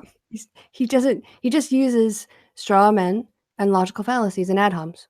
That's the shallowness of his bag. And that's that. But when that fails, he just shouts "shut up" at the other person. Yes, and tries to bully them. Yeah. It's amazing. It's just it's so bad. Let's try and make some progress because this is taking forever. Yeah, it does take forever. It feels like forever when you're watching it. Yeah.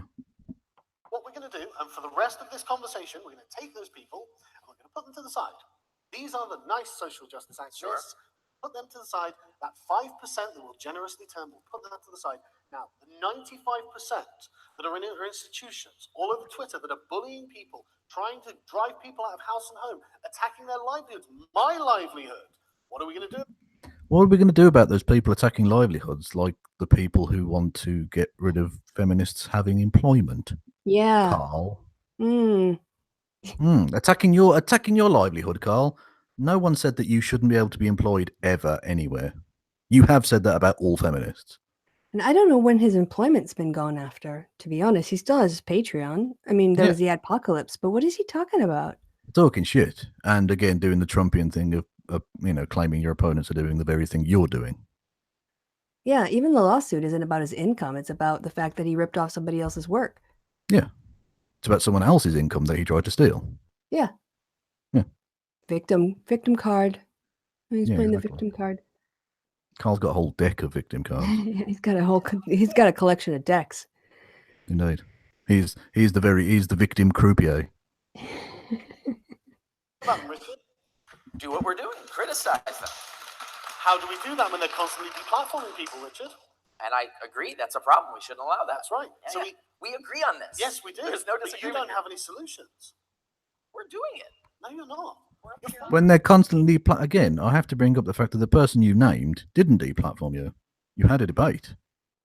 Yeah, I mean, he got deplatformed by Antifa, supposedly. I don't even know if that ever really checked out, or if he was one of the people Blair was talking about. That would not surprise me in the slightest, because that seemed like the limp-wristed Antifa I've ever seen. Because Antifa, like brick windows and smash people. Like they take, like, regardless of what you think of that as a tactic, they're pretty fucking intense. Whereas the Antifa that attacked him were pathetic. I mean, really, they were the Richard Carrier of Antifa. So perfect. It's perfect. Fucking imps who allowed him to even steal their flag. Like, that seems a bit too scripted for me. Exactly. And now he had it hanging in behind him for a while, like a trophy. Yeah. That was pretty pathetic. And I've just noticed the OCD in me has just noticed that we have left 1, 2, 3, 4, 5 as the number of 1 hour, 23 minutes, 45 seconds. I shouldn't have noticed that. That's going to do my head in there. Okay, well, and we've got a fucking palindrome as the minute's gone. Oh, fuck off. So, do you want to skip ahead like 20 minutes? Because there's a lot of this. Okay, I'm just going to go there. Yeah. Social 12. justice is a pariah. We're going to go to 48 minutes. Carrie keeps sucking up to him. There's the argument gif for anyone who wants to see that. No, it is. Yes, it isn't. Sorry. No, it isn't. Yeah, Yes, it is. we'll link your thread. Oh, it's in the description box. Yeah. And Well, Micaiah just said, so-and-so, I don't know, Twitter unfold. Can you unfold this? And magically there's a link now to the whole thing like an article. Brilliant. Ooh. So go check that out. I tweeted that out too. I might pin that instead. Okay. Okay, well we'll start from 48 minutes and 24 seconds. Right. There's just so much stupid. We can't get through it all. Social justice. It's not mine. It's coming out of the No, university. I didn't mean yours. I meant what you But have the one defined, that what we're you have talking chosen about. to Yeah, focus on. I agree. Anyone who I is- think atheism should Okay. intersect with social justice, but the good kind, the Okay, stuff that's not doing that. How about we because the thing is, right, you dismiss the idea of semantics, but semantics genuinely matter here, right? Because we are dealing with an ideology that is built on language, and like the very concept of language itself is the oppressive nature of what the ideology is identifying. Yeah, that's a right? great So critique let's of them. redefine it, right? But okay, neither of us want hang on. atheism to intersect with Let's that. use a different term, just so we're both clear, right? So I think the question you're answering is where does progressivism and atheism intersect? Yeah, I'm sure if you want to use the Now word. now that's fine, because there are lots of progressives who are not in favor of deplatforming, not in favor Yeah. of harassment, Yeah, not in favor of all this. Good way to And put it. I am more than happy to credit you with that, because you are clearly not that kind of person. Yes. But there are lots of people who are intersectional, and that's the far left radicals who hate capitalism, who hate white people, they hate the imperialistic West, all of these people, and they're really numerous. Is that how you see intersectionality, Richard? By the way, do you not hate imperialism, Carl? I'll be genuinely interested to hear that, because you've defended the British Empire. This is true. You're a dick. So yeah, fuck you. And also, I mean, so he's named me and Linda Sora. Is that how do you say your last name? That's all. Yeah, thanks. Sorry, I haven't said it out loud before. But it's like, I don't say I hate men. I don't say I hate white people. I mean, I have a lot of critiques of capitalism, but I'm disliked by some people because I don't hate capitalism. So again, it's just this imaginary boogeyman, boogie feminist. He always needs his enemy to be the straw man. Yeah. He can't deal with anything but the straw man he's built. Well, he'll still man Nazis. Exactly, yeah. He'll still man them. Yeah, that's how he's going to defeat them, yeah. Ridiculous. Anyway. I know you just read it. No, he's misusing the term. But How am I misusing the term? no, intersectionality is, once again, it's just a reference to a fact of social systems. It's not a reference to an ideology. You're attributing it. You're referring to people who attach it to an ideology. Hang on, no, hang on. It was born from an ideology. Even if that's the case, it's still actually a factually correct description of social systems. Okay, but there are lots of factually correct things that we find politically inactionable because of the damage they do to individuals along the way. They only do damage when people pile ideological stuff on top of it. No, The fact of intersectionality itself is just an example of that there is discrimination in society, and it exists on many dimensions, and some people intersect in multiple dimensions. Yeah, So but they have to again, deal with multiple this is kinds of all discrimination. interpretive based on ideology. It's The just a ideology- description of the fact of the world. No, listen, And if we want to solve that, there are solutions that you said, like, for example, progressive solutions. Let's say not social justice solutions. the Progressive things- solutions, as you would call it. Look, the things you identify as being problems are based on your ideology. No, they're facts. They're observable, documented, scientifically documented facts, multiple replicated But studies. it's the fact that you notice them that is ideological. That's one of the dumbest things ever. The fact that you notice reality is ideology. Yeah. You know, the thing that when we observe stuff and we see patterns and want an explanation. Well, no, it's not even that. He just said the thing that you notice it. Like when I noticed some pigeons eating bread, that was because I ideologically wanted to notice pigeons. Well, I think he would say in the instances of the nexus of, ethnicity, Well, no, but he's gender, saying sexual his orientation. response to these are scientific, like, documented fact as far as science can do, fact, sociological facts. And his response is, but the fact that you notice them is ideological, which is the dumbest piece of shit. I'm not even going to give him the benefit of the doubt on that. He's just a fool. Well, later on, he does say that when Carrier brings up the fact that blacks are pulled over more often by police, Carl just goes, well, you don't know it's because they're black. But then he says he thinks it's because it's poor. They're poor. But he doesn't have any better evidence for poverty, And Carrier actually makes a good point at that stage and says, well, okay, well, even if it's not about race, it's about poverty. That's a different social justice issue. Mm-hmm. That's still a social justice issue. It's just a different one. You can relabel it however you like. Either way, a subset of society is being disproportionately affected by this problem. That's an issue we can deal with and should deal with.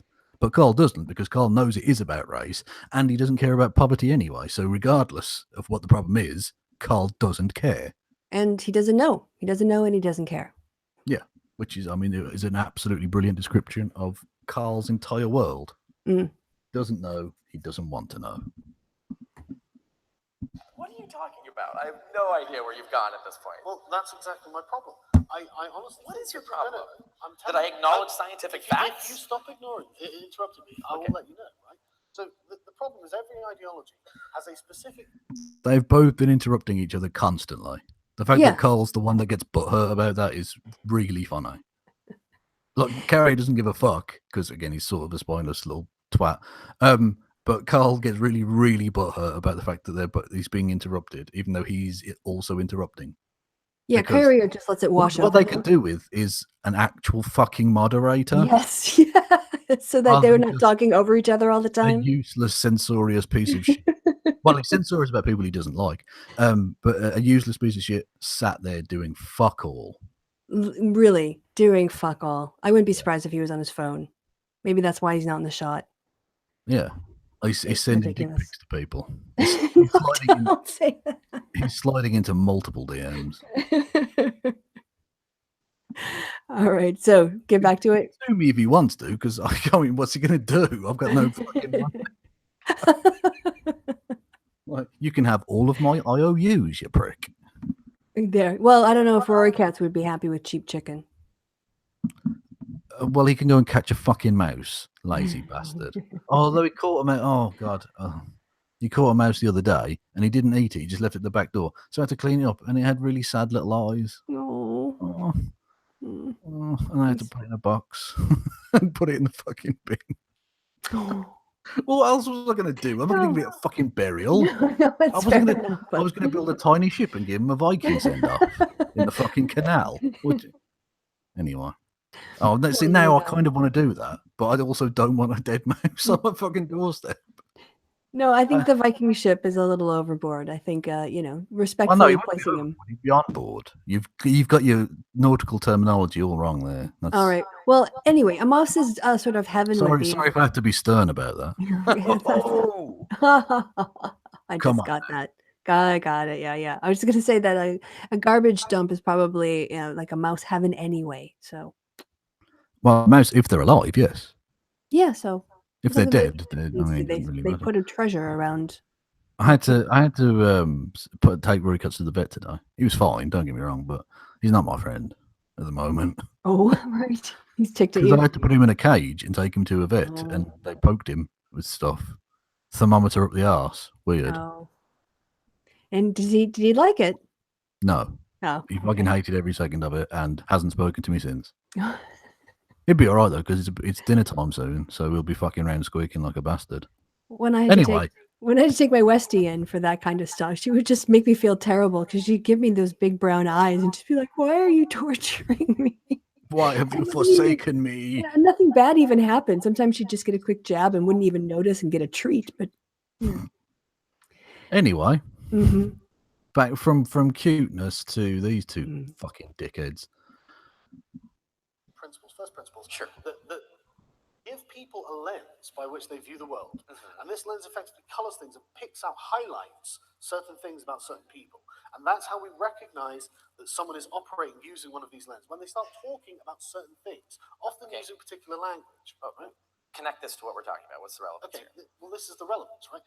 The problem with this is that this means that anything that we do, and this is where the postmodernists are right, everything we do is ideological to a degree. Right? So the question is, which ideology do we allow to have hegemony over our spaces? Now, intersectional social justice, when that's come into a space and it's been very aggressive, it's been very hegemonic, and this happened everywhere. It's happened in comics, it's happened in video games, it's happened in the furry community, it's happened in movies and Hollywood. What are you talking about? They're so mean. You've just lied about every single one of those. Social justice runs comic books now. And video What are you games. talking, you fucking lying piece of garbage. It's just there are some black people in games now. Right. Oh no, Doctor Who's a woman. Oh, it's evil. What are you talking about? And when there was a civil rights movement in the 1960s, African Americans put their bodies on the line. Well, citation needed. Yeah. But they put their bodies on their line and they approached it with basically using their voices and not violence. And Carl is basically equating criticism to extremism. It's ridiculous. Like the things he's complaining about compared to what other people have had to work for just to get treated less poorly. It's Yeah. So and not just that, but that, like you say, I think it's a good point that he's equating criticism with extremism, because he's supposedly all about the free speech, apart from when people say things he doesn't like, and then it's extremism. Or make a tweet about him. Yeah. Well, you are the generalissimo extremo. Quite. Well, I don't know what language that was. Latin. Fuck it. Who cares? It's happening in academia. It's happening in my government right now. It's happening everywhere. And it's happening in your government right now. Please do explain to me the rape clause in the benefits cap then, you fucking lying piece of shit. Can you explain that? Because I saw a little bit about that and it seemed really... it made me feel very uncomfortable when I heard about it. Yeah, it's disgusting. Right. You get child benefit for having children if you earn less than X amount of money, right? It's a way of basically making sure that poor kids have some amount of, the parents have some money coming in to look after the kids. And the Tories, being fucking pricks, put a cap of 2 children. So for the first 2 children, you get this money, and the rest, essentially, you have to make up the rest yourself, which is not really possible in areas with low employment. But anyway, right. But they put in a rape clause, which was, if you have the first 2 kids and then you have another kid, but it's because you were raped and you had that kid, that would not count towards your 2. So you'd get essentially 3 lots of money. But you have to go through the process of proving that it's a rape baby and going through all of that, which is hideously demeaning and fucked up. I mean, I don't even know where to begin. So the idea that feminists are running the British government when they institute that kind of bullshit, fuck you, Carl, you lying piece of shit.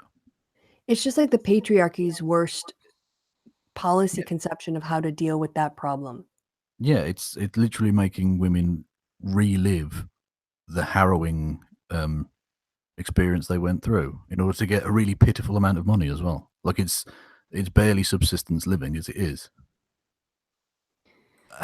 Yeah, fuck Carl Benjamin. Yeah. There's so many ethical things around this. He's Anita Sarkeesian has never been more right about anything in her life than to say he's a garbage human.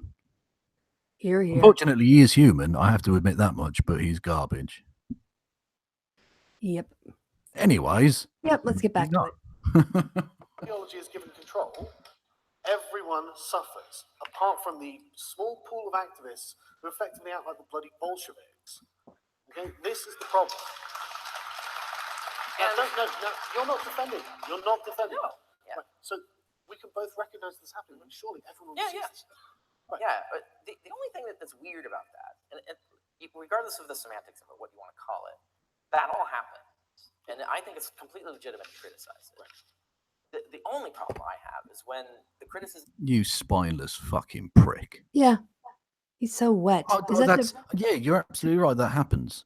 No, Yeah, it doesn't. exactly. You know it doesn't. You know it doesn't. He's so eager to agree with him. And I don't know why.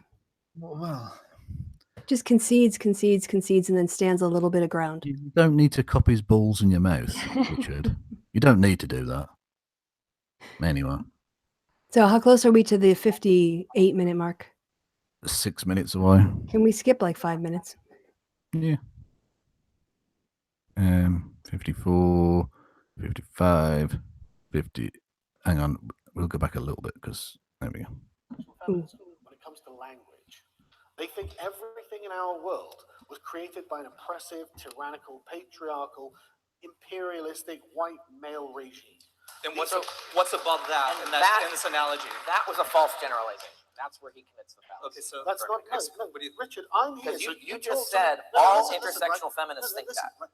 You talk to me. You don't talk to him. I'm the one Yeah. talking to you, right? But more importantly, Did you they say- do think. Oh God, I Yeah. don't know that I'd even be polite to him at that point. I know. I might actually have taken a swing at him. To be honest, if you talk to me like that, you're not a fucking school teacher talking to a child. He said, don't look that's at him, look at pathetic. me. I'm talking to you. Or something along those lines. It's Yeah, that is. Those are fighting words. I'm sorry. I know violence is not the answer and all of that, but if you want to act a cunt, you're going to get knocked the fuck out by someone. he is so if you unnecessarily talk to people like aggressive. that in the street, someone would knock you out. Certainly in the Friday night in the high street. Not even that. I think most people, I think in most social settings that are like normal, sort of, I don't know, working or middle class, you'd face some real blowback for that kind of arrogant bullshit. Like I say, he was talking as if he was a headmaster talking to a 7-year-old. It's yeah, and Carrier just ignores it. Carrier's just like, oh, I'm not going to stand up for myself. You supine fucking God. Anyway, right. They do think that. All intersectional feminists think the thing that you just This said. is This intersectionality is your as statement. the ideology is No, defined. I want to make sure that this is what in you're the saying. same way that all liberals are in favor of free speech.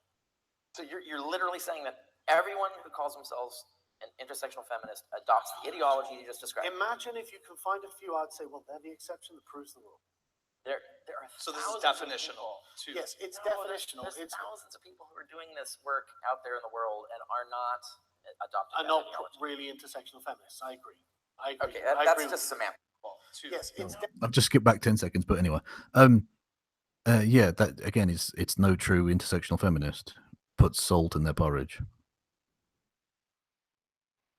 Hello. Sorry, I muted myself because otherwise the screen flips. Yeah, he's not a great thinker, Carl. Not at all. No. But he's yeah, anyway. Also, just to say, every time you stop and start to speak again in the mic, I have to turn you down. Otherwise, it clips like crazy. So if you can give me a little pause, just to give me a moment, that would be really nice. No. I've got to keep you on your toes. You have been. Well, I'm glad. Anyway. Work out there in the world and are not adopting are that not ideology. really intersectional feminists. I agree. Okay, I that's agree just with you. semantics. You're just No, playing tricks with Again, words at you're this point. talking about an ideology that's entirely based on the idea of semantics. Everything. That's not even a relevant Stop. point, Right? okay. Everything about social justice is about the redefinition of words. Define racism for me. You just did it again. Oh my god. You just assume that all social justice advocates I don't adopt that care. ideology. Oh my god. Just answer the question, man. Okay, ask the question again. Define racism for me. When there's discrimination against someone for their race, perceived race. Look, you're not an intersectional social justice warrior. That's not the correct. See, that's the thing. Yeah, of course. No, That's not the definition of racism.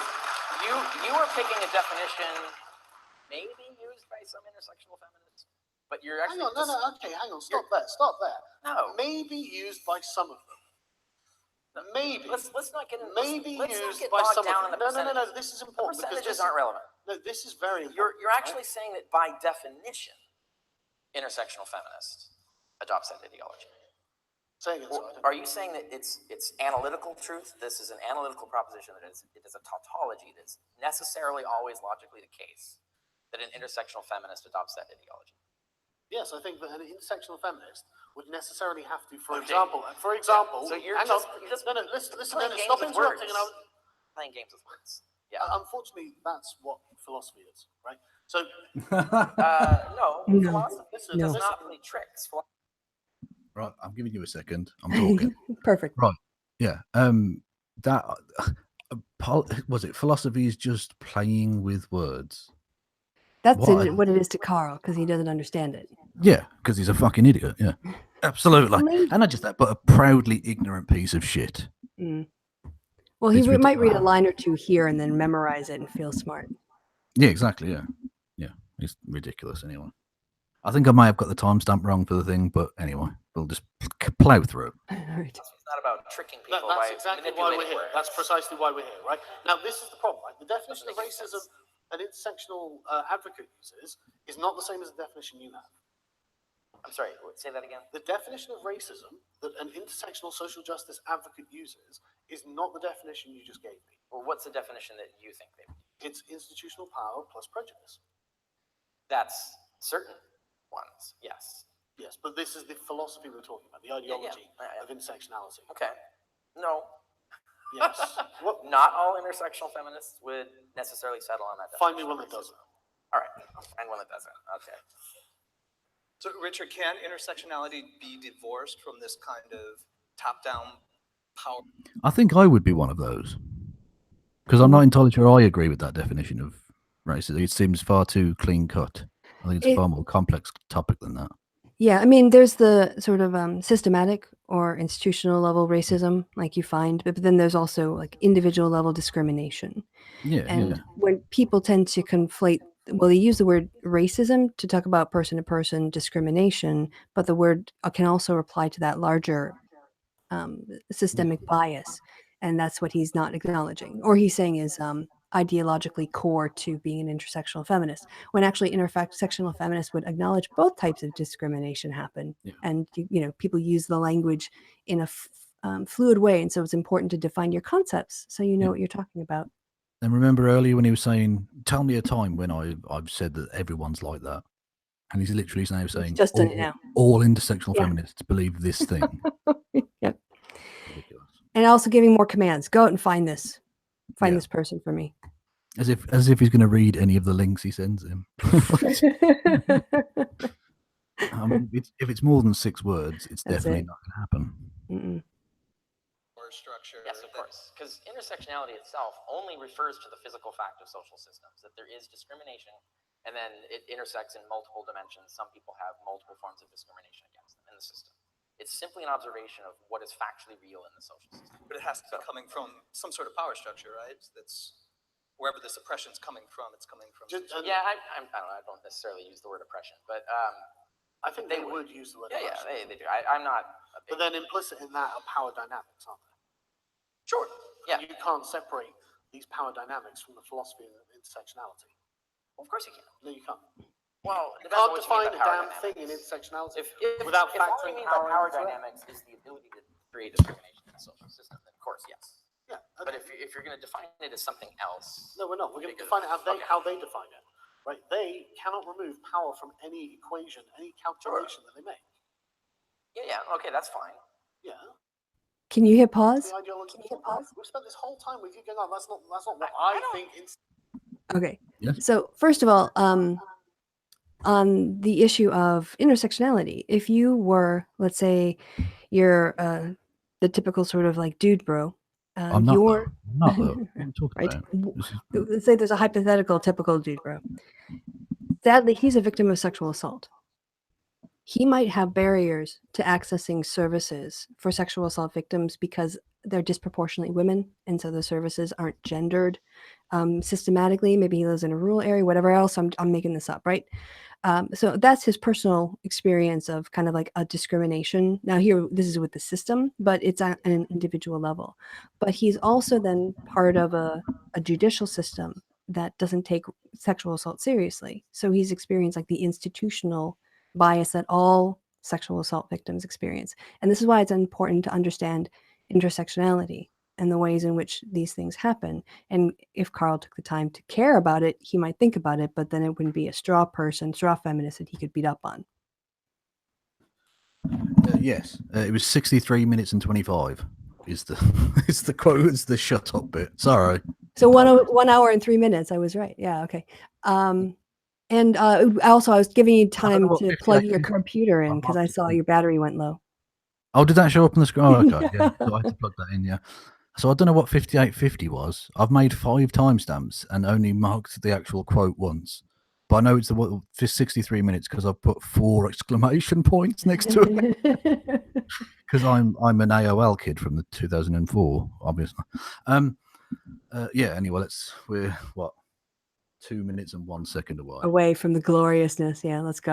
I don't care what you call it. I don't care what you call it. Whether you want to call it power or something else, discrimination exists. People are affected by it. Did he just show the tiniest bit of backbone?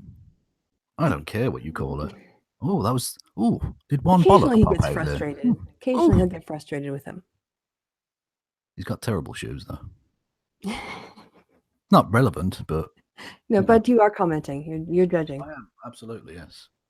And I'm annoyed that Carl isn't wearing a suit, or maybe that chair is his suit. It was about as ill-fitting, so I don't know. All right. Care about that and do something about it. I don't think you get to tell me what I should and shouldn't care about. Okay, now, by saying that, are you telling me that you don't care about these issues? No, I'm telling you that you don't get to tell me what I should That's care about. fine. That's fine. Then don't tell me I should care about it. Is Carl now a 13-year-old girl? Yeah, don't tell me I should care about whatever. Yeah, you don't even know me. Am I bothered? Yes, he is. What was her name? I can't remember the character's name now. I don't remember her name either. It was years ago. Yeah, it was. But Anyway. basically. But that's a reference only British people or Americans who were briefly studying in Britain at that time, who now live in Germany, would get. So, yeah. I want to know what you just do care said about. that. Yeah. No, I'm not interested in talking about what I care about. Like, I'll take it I'm back. interested in talking. I care I about wanna get talking about past that. intersectional social justice. You I won't just have wanna this know, do conversation, you or and don't that's you? okay. Do you or don't you care about these social inequities? If you're not prepared to have this conversation, I guess that next year. You're the one dodging the question. No, I'm not. Listen, You've dodged this question all night. Do you care about these issues? This is not the question we're here to discuss. Yes, it is. No, it's not. We're talking about where atheism and social justice should meet. Yeah. This is where I picked it. Yeah, this is where you've picked it. This is where you've done this. I was asked the You've done question. this so you can avoid actually talking about the philosophy of intersectionalism. But Because on Twitter, you're going to get I'm not roasted avoiding by talking your about fellow philosophy SJWs. because we have nothing to talk about on there because we agree. Yeah, exactly. So why are we here? Apparently, there's no reason for us to be here. No, there isn't. And it's because you won't stand and It actually sounds to defend me- the community you came out of. You won't be my straw man. Be my straw man. Let me bully you the way that I prepared. Otherwise, my notes aren't of any use. Yeah. This is how your debate with him would have gone if you were a Yeah. feckless, spineless simp. Well, again, it has a lot to do, I think, with how much structured time. There's Wait. that as well. There is that as well. But he's not exactly used the time he has had very well. Oh, no, He's no. I mean, mostly gone, carriers. no, we agree on that, but let me just briefly mention this other thing that really isn't that relevant. I rehearsed my opening statement 3 times the day before, and it took me like a week to write, and I researched it and had footnotes for it. No, Carrier is not doing as well as I did. No. But that's, I mean, you are a high class debater, whereas he is a chump. Except that was my first debate. Yeah. Ever. Yeah. Fair enough. Yeah, you did well. I should do it more often. No, You anyway. should. I'm joking. It was a lot of work and a lot of time. Anyway, should we get on with an entertainment? We're nearly there. Well, no, we're not anywhere near the fucking end, but we're nearly the bit that everyone's waiting for. Yes, all 94 viewers. Yeah, Carl's definitely, his finest hour. Yes, we're all going to enjoy it. So get your popcorn ready. People you are attacking. But that's only because they And attack you first. just agreed that what you want to call progressives are the people that I'm talking about as real social justice. So in fact, it sounds like you agree that my alignment with progressivism and not what you want to call social justice, intersectionality, or whatever, my alignment with progressivism is good, and their alignment with that ideology is bad, and we need more atheists over here and less over there. Is that an accurate but you description? can't do that. Whatever. I'm not that pessimistic. But we agree on the goal. You just don't think we can get there. No, I don't think you can get there. Oh, okay. How are you going to get there? Oh, I'm not. I'm going to destroy it. Well, that's the same thing.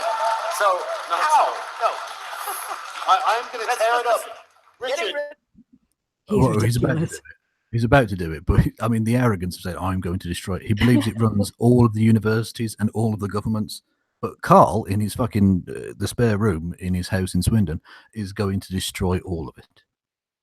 Of course, he is. But, He but also this was, later on he says, Yeah. "I'm not that confident about it."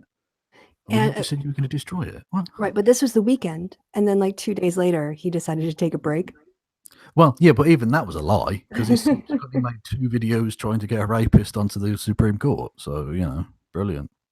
Yeah, but he's given up on politics, so I don't think he's going to follow through on this any more than he's really followed through on much of what he's done. What happened to the liberalists? That's Mhm. dead. Everything he's ever done is dead. He's the ultimate slacktivist. He cares for about 2 weeks at most. And Well, then- he's having fun. yeah, exactly. So now, are we ready, people? Are we ready? Are you ready for this? Are you standing on your seat? shut up and let me talk for 5 seconds. How are you going to Shut destroy it? up.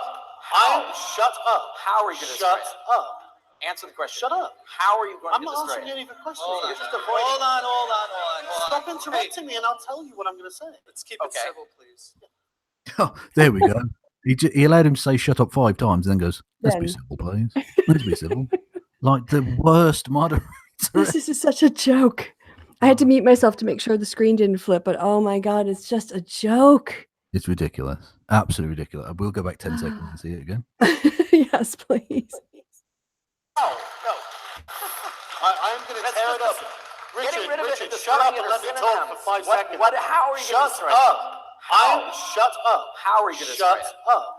Answer the question. Shut up. How are you going I'm to not destroy answering it? any of your questions. Hold on. You're just avoiding. Hold on. Stop interrupting me and I'll tell you what I'm going to say. Let's keep it Okay. civil, please. That little voice off screen is brilliant.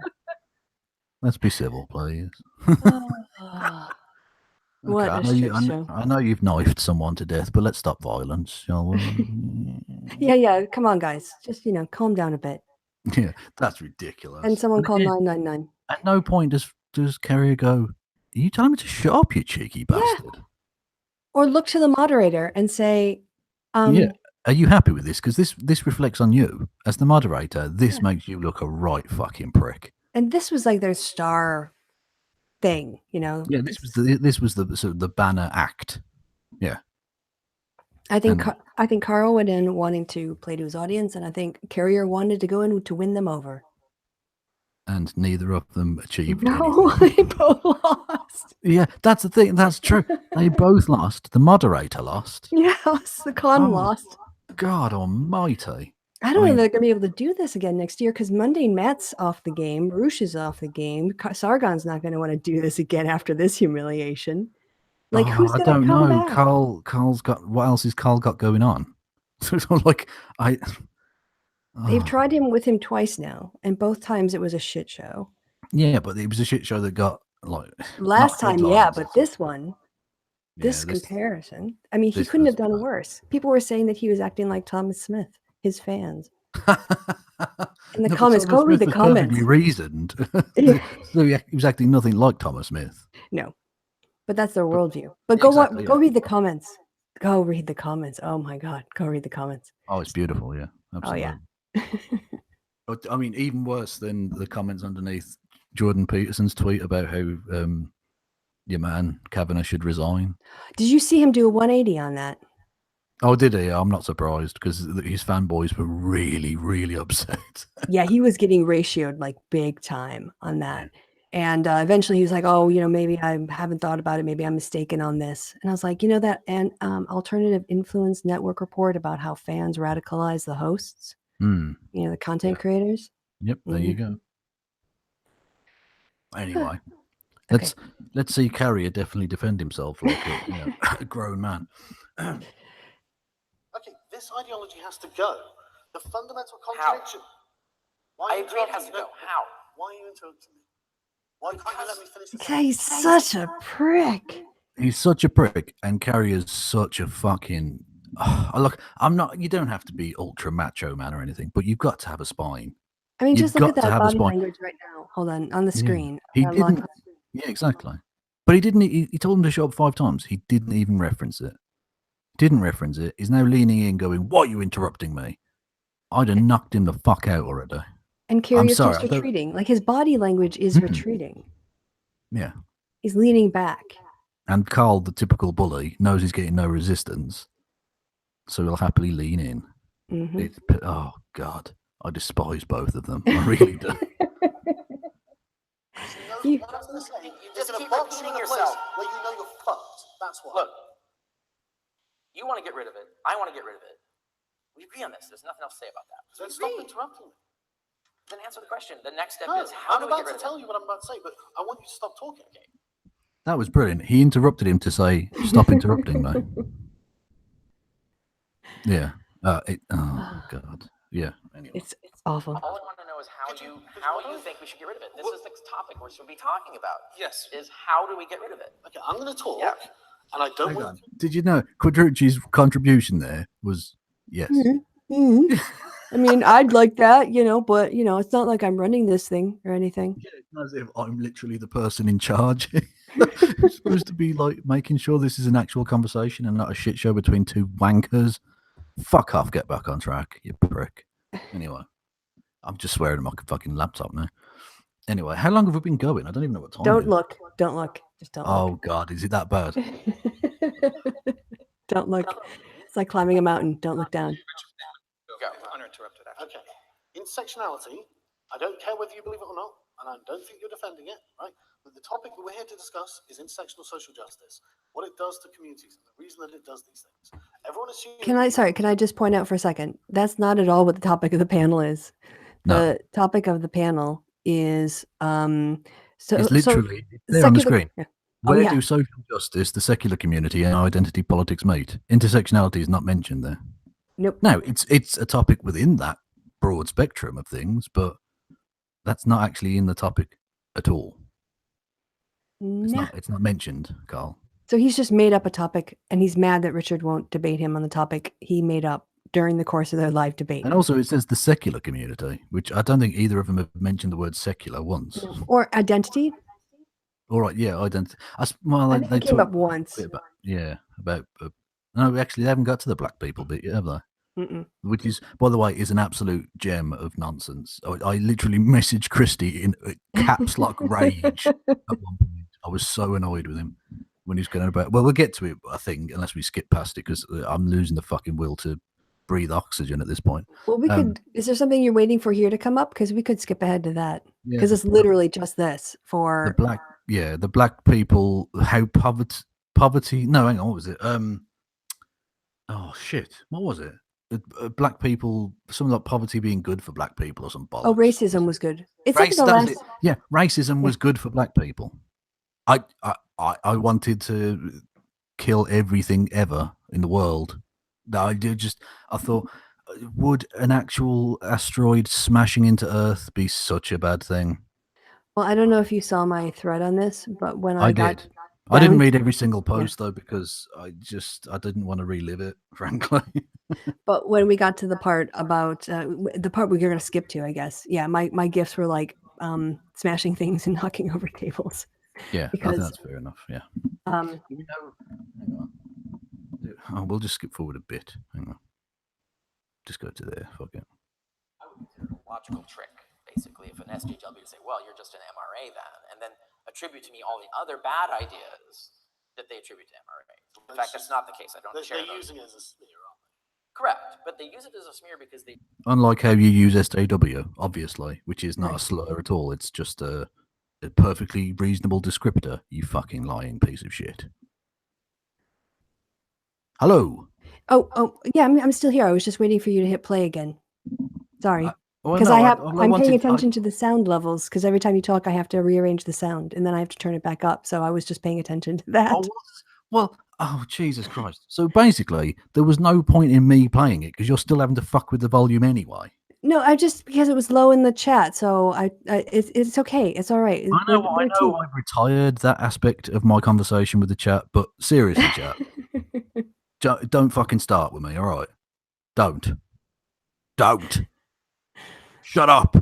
So I think that there's like about 20 minutes of Q&A. So if we go to like 15 like 35 minutes before the end. Maybe we'll have the awful stuff, the quite clearly white nationalist stuff that he's saying. At that Oh yeah, point. it's absolute like boilerplate, Oh yeah. far right guff. Multiple times more than white people are. That's a statistical. Hang on. Whoa. Obviously. But this is the problem. It's the way of going about things is breeding resentment. Great. How do we solve that problem? We don't do identity politics. Identity politics is bad. We have to. No, we don't. And you do identity politics, Carl. You are white identity politics. Yeah, all the time, 24/7. Yeah. That's his thing. That's how he earns his fucking living. Yeah. Grievance, white man grievance. We can't address, for example, racist bias in incarceration if we're not going to even acknowledge that there are races that are being biased. Yeah, but I don't even necessarily agree with you on this point. Again, all of this is interpreted. So the question is, in the procedure, where is the racism? Like, for example, there are studies trying to figure that out. Listen, right, in Baltimore, black person commits crime, cops come along, black cop comes along, shoots them, gets done by a black chief of police, ends up in front of a black judge. SJWs cry white privilege, racism. What's going on? It doesn't make sense, right? The procedure isn't necessarily the problem. Why? What is he even talking about there? What case is he referring to? I don't know, but presumably he's saying that if you have a system of, let's say, power like apartheid in South Africa, but everybody's face that you see like on the front lines is black because they're doing the hard physical labor, they're doing the jobs, then that means it's not a racist system. Well, that's interesting because in the Nazi death camps, they often used a group called the Sonderkommando, which were made up of Jewish prisoners who would be doing all of that heavy work in order that they would survive. They would keep them alive and give them certain privileges within the camp. So under Carl's reference there, then it's not actually anti-Semitic to murder all those Jews because it was Jews doing it. I mean, that's the sort of, stupid logic he's coming up Yeah, with, that if ridiculous. people in the system are black, then you've eliminated the racism by putting black people into a system that was built by white people who are racists. And it's interesting that he would reference those kind of black people doing that anti-black racism because he literally references Thomas Sowell at one point. Is that the book that he mentions? I believe so, yes. Okay. Yeah, it's written by a black guy, but is phenomenally racist against black people and inaccurate. Right. Yeah, I remember that book he mentions. But that's an evidence-based question. You go in, you figure this stuff out. There are people working on this, like the Open Policing Project. Exactly, but the point is, there was nothing wrong with the procedure. No, I'm saying whether that is the case. Like, we don't know that's the case. You're just sitting there assuming that that's. Well, no. I'm assuming it's not racism. Well, no. Racism is a statistical effect, so you can't pick a single racism instance. is an opinion. No, it's a statistical phenomenon of then- reality. no. There is actual bias in terms of like more. So, for example, black people are pulled over multiple times more than white people are. That's a statistical fact. That's not Yeah, you ideology. don't know that's because of race. What's that? You don't know that's because of race. How? Yeah. Actually, yes, we do. Yeah. Yes, we do, Carl, because it's been done. He mentions poverty later on, which, by the way, doesn't get you out of the idea that it's a social justice issue, because poverty is still a social justice issue. But also, they've tested it with economics impact. So basically, if you're at the same economic level and you're black, you're still multiple times more likely to be pulled over than a white person who is on the same economic level as you. So it's not poverty, it's Nope. race. Yep. And he just doesn't want to admit that. No, of course not, because then he'd have to actually go, oh, well, we might have to do something about that. But he doesn't want to do anything about that because he is literally a status quo warrior. He Even though doesn't he wants care. to pretend he's a dissident, he's out there, he's a rebel. He wants the absolute status quo retained because he benefits from the status quo. Yeah, I'm just looking at him in that Frozen shot, and he looks like such a rebel. Yeah, he is. Absolutely. Member of UKIP. Anyway. How could it not be because of race? Prove it. No. Prove it. What? Prove it's because of race. Okay, so we know, so black people are pulled over multiple times more often than white people, yet when they are pulled over, they are found to have contraband less often. Sure. Okay, so how else would be the explanation? You can't say that the black people were more criminal than the white people. So what? Can I know? So something is causing police to pull black people over more than white people. You don't know that they're being pulled over because they're black.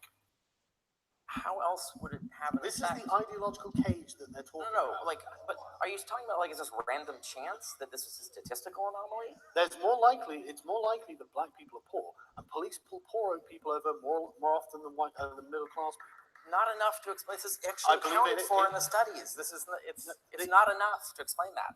Again, but you don't know that it's race. This is the Actually, as you point out, Kevin, sorry, but Yeah. we do, because we do regression models, and regression models control for variance in terms of which independent variables contribute explanation to what we observe based on what we predict.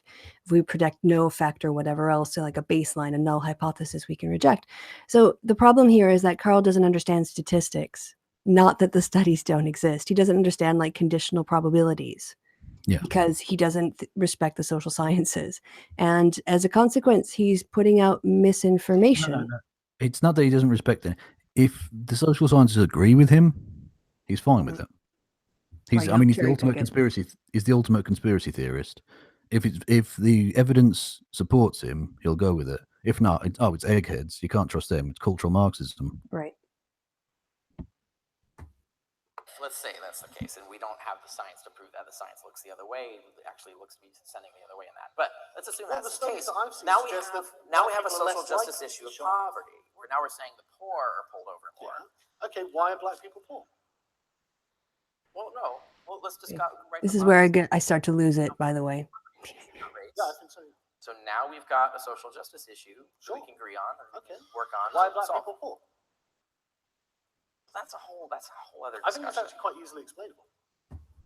Well, are you going to cite scientific papers that study Absolutely. and confirm it? Okay. Well, I'm going to cite books by academics. Okay. Oh, yes. Give me a book title. Sure. Wealth, Poverty, and Politics. Okay. And that has But we- scientific studies in it that's cited? Oh, yeah. So one of the top economists. I'll look into that. So maybe I'll do a blog on it. Have you never heard of it? No. Oh. No, I know Equality Science. That's the book that I go to. 'cause Carl's that's so proud he read a book that Carrier didn't. But we can actually talk about the reasons that this happens, right? So the problem, I think, all comes down to fatherlessness in black communities. That's actually not true. Again, people have studied this, Carl.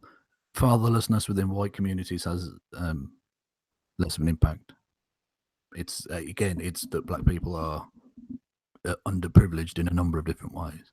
And of course, if Carl does believe it's about fatherlessness, he should support the social justice causes of wanting to get rid of disproportionate imprisonment and sentencing for black Exactly. people in order to try and keep black men out of the prison industrial complex, which he helped support through, support for Donald Trump, who is a huge private prisons fan. And private prisons are just an industry to try and keep poor people and black people in prison. And also to disenfranchise them. Yeah.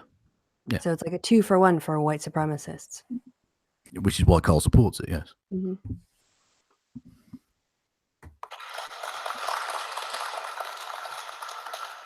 Oh, you're talking about poverty, right? I get you. Yeah. But no, not just poverty. But that's one major contributing factor to poverty. And then suddenly you have a whole host of other factors. And Demetrius is right.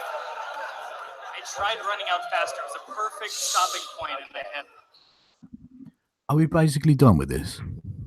I mean, if you want to hear him say more racist things, we can keep going. We can keep going if you want. It's up to you. But I've just looked and we've been going for 2 fucking hours. Yeah.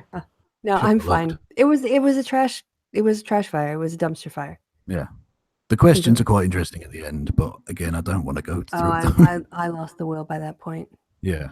Oh, did you not watch them? I started to watch them and they went on and on and on, and I was like, oh, I can't. I freaking can't. One of them was going about you bought a Carl shirt that had some anti-communist thing on it, and you think, okay, well, what's that got to do with mythicism? Why is this like? It's just this Carl's right-wing base of scum. Not that I'm saying I'm not saying, because I mean I'm not a communist. It's just, why would they focus on that as if it's relevant? It's ridiculous. Anyway. Because it goes into their narrative of cultural Marxism and all that. Yeah, well, he literally said in the speech that he had pre-recorded that was playing on the same day that this was happening, but he was playing in the UKIP National Conference because, he decided to take this weird expedition for this dumpster fire instead of actually speaking in his the national conference of the party he wants to stand for, apparently. He said that there were communists at universities, running universities. What are you talking about? What are you talking about? Communists running universities, you twat. Like, that they're fee charging capitalist enterprises. Right. £27,000 last time I knew. Yeah, which was imposed by the government that you said that people should support, you piece of shit. Well, it's full of feminists, Kevin. Yeah, clearly. Yeah, absolutely. Of course it is. Yeah. Fucking hell. So anyway, guys. Because it's full of feminists like, Philip Davis, MP, the MRA, the literal MRA Conservative MP, who spoke at the A Voice for Men thing in London in 2016. But it's full of feminists. It's whatever he says it is at the time. Yeah, anyway, I'm done with this. I'm so sick of him. I'm so sick of both of them. It's shit. And we had to sit through it twice, of course. Yeah. And we didn't even get to the bit where he says poverty. Oh, should we carry on until we get to the poverty, racism was good for black people bit? It is going to be infamous. Yeah. Well, let's just go. Once we get to that bit, we can break it down because it's really easy to break down because it's so stupid. Do you remember the timestamp on that? No, but okay. We'll just go. It's not far after this bit because it's talking about black people. And it's really offensive, by the way. I want to apologize to everybody who hasn't seen this already. It's so offensive and wrong. Ridiculous. It's so ridiculous. Oh, I have to say, one of the things I did in my Twitter feed was I reposted Richard Spencer saying that Sargon and Milo and other people are good entry points under this thread because this showed why he is a good entry point. Yeah, he's a fantastic entry point to the alt-right because he literally preaches the same shit they do. Exactly. All right. But just to finish this one up. Yeah. So, like, you can't just assert that, right? Like, that's a factor for sure. No. Listen. But we can listen. distinguish these factors. No. Listen. I can just assert that because we have the data. Correct. So we actually have the data of what a married household's income looks like in the black community, and a married household's income, what that looks like in the white community, and the respective incomes for single-parent households. Right. We can map the poverty, why the black community is in poverty. We can map that. What is the correlation coefficient? What's the correlation factor? I'd have to look that up. Yeah, but it's not going to be 1. Well, I don't know, but it's very high. Well, okay. But it's logically necessary. But that means that is a component of the problem, right? There may be other components. Yeah, there might be, but it's a major. Sorry, guys, I can just interrupt for a second. All right. So he was asking, Carrie was asking about the correlation, which is a fine descriptive statistic, but which means it describes like when one thing goes up, the other thing goes up. But what he really wanted to say there was what was the R squared or what was the beta of the coefficient in particular, because a regression model controls for the other variants. So he's not using the right statistical language. I just want to point that out so that people don't think correlation is somehow a way to describe the world. Correlation does not equal causation.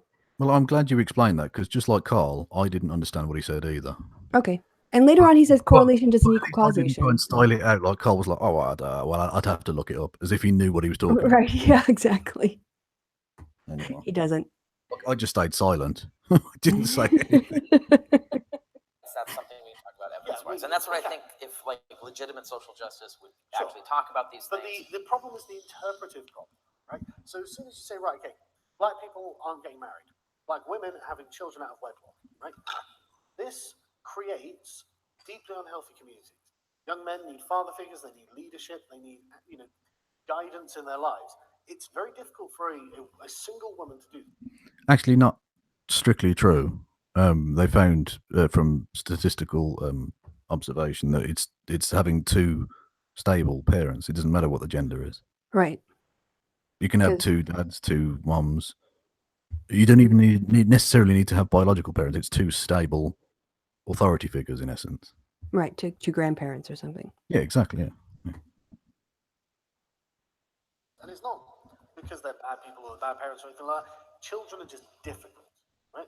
So if you have a community where they have something like 72% single-parent households, that's a crime factory. I agree. That's a problem. Yes, it's a major problem. Yeah, But Of course he racism- agrees. And it's Yeah, because he's a spineless simp. We've discussed this. It's- He's pathetic. Yeah, of course. Where there's a lot of Basically single-helded. describing black families or black communities as a crime factory. Yeah, I yeah. agree. Or I any agree with single that, that's parent, fine. any place where there's single parents clustered together, that's a crime factory. I mean, come Yeah. on, stand up for this. Don't say yes. I'll tell you what's a Challenge crime me for factory. this. I'll tell you what's a crime factory. Wall Street. Mm. But let's True. not talk about that because that's rich white people. You can't, Mhm. can't have two rich white people talking about rich white people crimes. Well, they're not as rich as the people on Wall Street, but you know the point I'm making. Yeah. Okay. assume that's the case in every case, and it's not. But let's assume that it is. Now we're back to the issue of social justice, poverty, and childcare, right? Okay, wait, pause there. Yeah. The people who then say, oh, this is a problem, think that racism caused that. Wait. Oh, cause which problem now? You got me confused. The poverty and crime. It's a contributing factor. I don't know if we know that. I don't think people say that it's. If anything, it seems that racism was a causal factor in reducing the crime and poverty in the black community. Things, if you look at graphs, you can see over time that after the introduction of what was the big society, LBJ's big society, where the welfare state was instituted, the destruction of the black family follows almost immediately. And then 10, 15 years later, the crime rates skyrocket. There's a bunch of feckless single children have got no role models. Prior to that, the marriage rate is virtually identical to white people. The crime rate is virtually identical too. Racism, ironically, was actually good for the black community in this regard. Ooh, you want to go, Kevin? There are a number of factors at play, Carl. Racism was not good for black people. Racism has kept black people fucking ridiculously poor for a very, very long time. There's so much more at play than a welfare state, you fucking right-wing hack. In America, there's the housing zoning regulations and the GI Bill that black returnees from the Second World War weren't entitled to. Well, I actually looked that up, and only a few people got it, but a very low percentage because a lot of banks wouldn't lend to black soldiers, and they couldn't get mortgages for houses in certain neighborhoods because they were black. So there were some people who took advantage of it, but it was much less of an uptake than on the white side. And that was what built the middle class. And they still had those zoning restrictions in pre-existing cities, and the new fabricated cities that were erected after the Second World War to account for all these new homeowners, basically clearing out the slums that existed in major cities like New York and Los Angeles. They wouldn't sell to black people. So they were literally stopped from advancing in terms of moving to a new area for their child's education or just to improve their life standards. And that's the difference you see there. The spike in relative wealth of Americans, white Americans, leaves the black population behind. And where there's poverty, there's crime. It's got nothing to do with the welfare state, you lying fuck. Yeah, but it's a nice narrative to justify ending the welfare state. Yeah, and being a racist prick as well. And yes, that as well. Racism, even though more white people in the United States benefit. Racism was good for the black community. Well, if racism's good for the group against whom racism is being then surely you should be in favour of my anti-white racism, Carl. Yeah. Because it's good for the white people. There'll be less crime. Everything Carl said is just racist bullshit. And he might be selectively picking bits of data that he's echoing. He doesn't understand. He's echoing from somebody else who has an agenda. But that doesn't mean he's right. And this really disgusts me. Like fuck you. You give white people a bad name because you spread bullshit, and you need to educate yourself on what the actual facts are and stop being just contrary for the sake of contrariness. Of course, he won't, because this is in his financial interest, but it does damage to our society when these kinds of lies are spread. Yeah, what was the old line about it's impossible to explain something to someone whose paycheck depends on them not understanding? Mm-hmm. And that's Carl in a nutshell. Yep. He can spew his racist. And again, apologies for how incredibly offensive that shit was. We did give you prior warning, though, to be fair. Yeah, that's so wrong and so racist and so shit. And fuck you for pretending. And fuck MythCon for putting this shit on 2 years in Yeah. a row as if this was an intelligent, worthwhile debate. It was garbage. Can we all just, in our own way now, in our own, where we are now, just flip off our screens with Carl on it? Just fuck you. Oh, you Oh, moved him. Yeah. Oh my god. Sorry. Now we had to flip off millennial woes. Yeah. Yeah. What did I do? I don't know what I did. I don't know you. I don't know Anyway, what you've you said. got a bizarre collection of. You've got a train. You've got Jason Kessler, Mehdi Hijabri, the Iranian teenager, and I think that's Dave Rubin. I don't know. Anyway, let's get rid of that shite. Yeah, there we go. Okay. Now you're Oh, looking you at had a split screen thing going on. Well, that's Hey, how I've been I'm- doing the volume this whole time, up I'm a and down, up and killer. down. What? That's how I've been doing the volume this whole time. But hang on. Who's going to kill you? What? What? Oh, this fast was. rapping. Oh, sorry. I thought that was part of your message stream. And I thought, did someone say they were going to kill you? What the fuck? Sorry, I should have given you more of a segue into that. So, should we wrap up the Sargon carrier thing? Oh, yeah, please. What a shit show. Yeah. Awful. I just, like I say, fuck you to everyone involved in putting on MythCon for doing this shit 2 years running. There's nothing remotely worthwhile in that quote unquote discussion.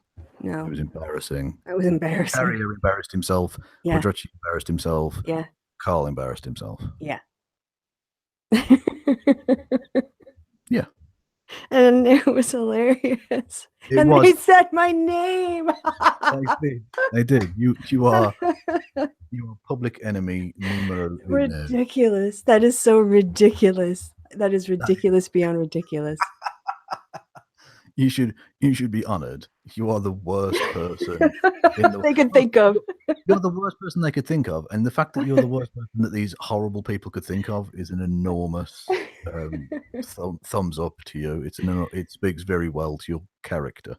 When we talk about social justice, we talk about people who have been victimized, people who are being oppressed, people who are marginalized, people who are ignored or overlooked, and they talk about themselves. Yeah. The worst thing that could happen is that a tweet was given out with some truth about them under a hashtag. Well, yeah, they're all three people on that stage are actively engaged in trying to silence people for telling the truth about them. Mm. Brilliant. So I hope you guys enjoyed that. We didn't. Well, I guess I did in a very perverted way, because it was funny, and watching him lose his shit and start shouting "shut up" is what I've always known him to be. That's going to go in the package, with like the feminist system and the Bernie rant. And well, I literally put out a video of those 3 clips looped for 10 minutes in the week. And then with the shut up, yeah. Yeah, I just looped it for 10 minutes and just put it as 10 minutes of Carl's best logical arguments. Because it made more sense than a lot of the ramblings he was going on about. And of course, racism is good for black people. I mean, that's like some sub-Victorian bullshit. Well, he is a classical liberal in the very Enlightenment sense of the term. Yeah, in the 1707 sense of the term, yes. Quite. Fuck all of them. Anyway. So we're doing some fast rapping now. Well, yeah, because I did it poorly last week, and I said I was going to try again. So I'm going to just get a drink water here quick. Yes, and I'll fill in by making noise with my face. So the way that I have to do this, I'm going to try to get to 100%. But this is the really fast rapping line from Eminem's Rap God. Summer, lummer, dummer, lummer, you assuming I'm a human. Yeah. What I got to do to get it through to you, I'm superhuman. Yeah. Is that 2% I was going at there? About. That's about as good as I can do, because I am, as we discussed off air. No, actually, I said it on air, wasn't I? I was the whitest person ever, or something. I am too, definitely. This is it's because I have no pride. Because I have fun with this, and I don't give a shit what people think about me. I don't know if people have got that yet. I really don't give a shit what people think about me in terms of like this kind of stuff. And you're an extremist. You're just a loose cannon. I'm extreme having fun. So yeah, I mean, when it comes to stuff like this, it's just, I don't take myself that seriously. And if I fuck up, so what? I fuck up. I mean, I fuck up when I practice all the time. So what's different? Now, the way that I have to do this, so I've got external speakers that I'm going to turn up, and you're going to hear the song. I'm going to do a sound test, and then we'll go back, and it's going to be first at 80%, and then 90%, and then I'm going to try to do it at 100%. And I'm not saying I'm going to do it perfectly, but I have fun with it, and I just want to show you it's possible, because I started this about 5 days ago or something now. And Okay, but what does summa lumma dumma lumma mean? right, so when I've learned, the breakthrough for me is when I finally kind of cracked 100%, you have to think about the way he sets up his bars in terms of, like, when you have Spider-Man on the web and he shoots his web and he goes to, like, from web to web. Okay. The ooh sound, the ooh sound is what you hang your consonants on. So what you have to do in the first part is make your mouth into an ooh shape and then just sort of speak the words around it. And then when he drops down to a few bars later, it becomes like an ah sound. And then you ride that ah pretty much to the end. And that's when you can go really fast. I always ride the IA to the end. Absolutely. It's a mantra I live my life by. All right, I'm going to do my sound test now. So it's going to sound kind of weird because it's slowed down. So people should know that. And then you can tell me, Kevin, if you can hear me. Sama lama dama lama. Did you hear that? A little bit louder, if we can. A little bit louder? Okay. So I also want you to hear me, but I'll turn it up a little bit. Okay, turn it back a bit.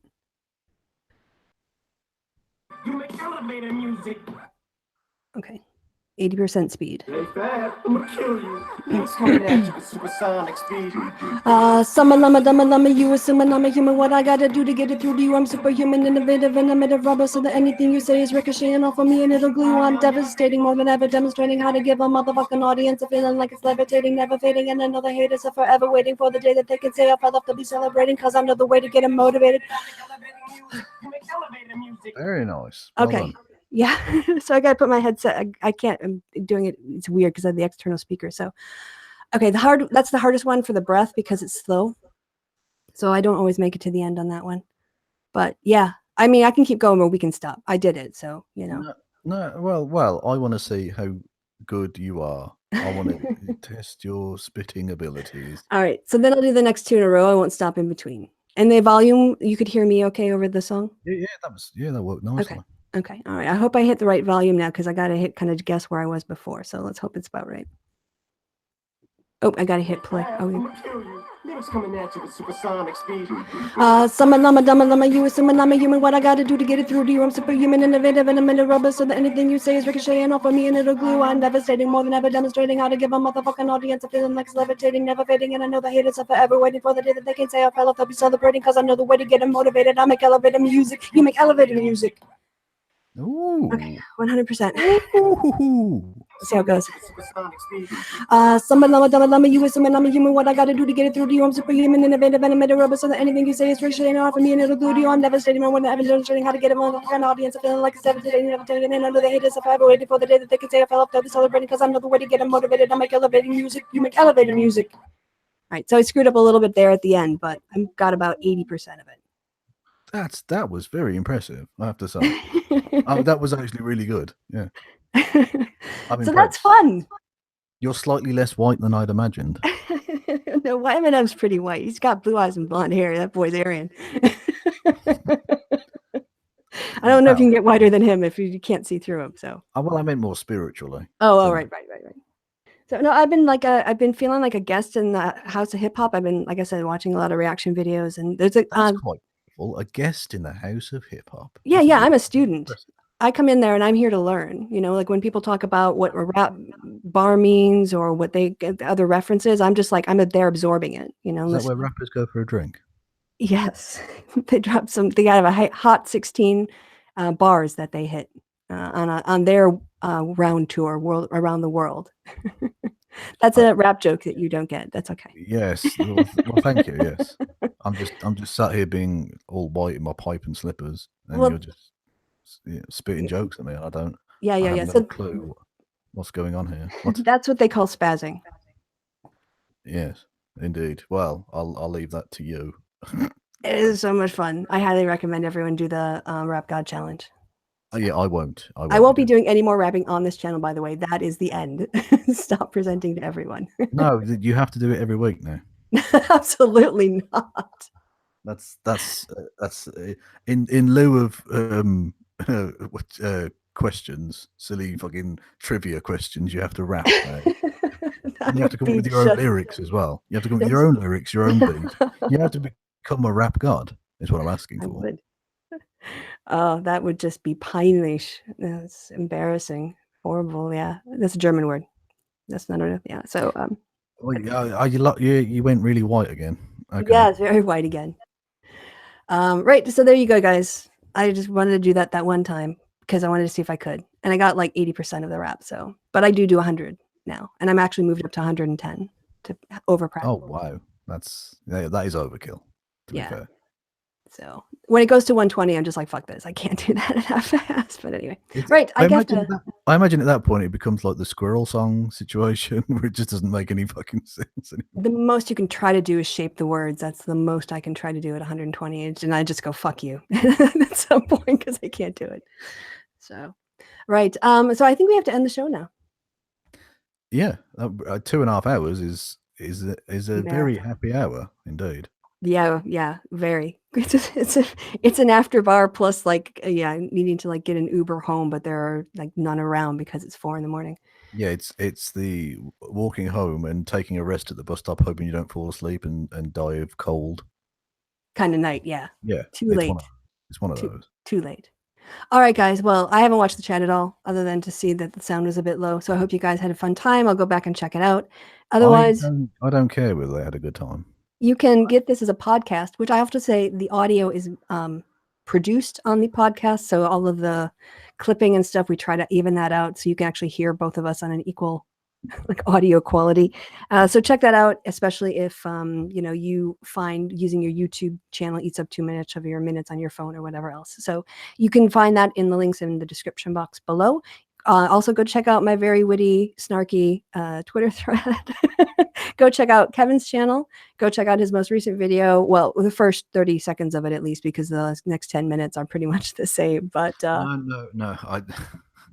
I'm not assuming you would know, but I released another video since. Oh, okay, right. So, which is one I put a lot of work and effort into.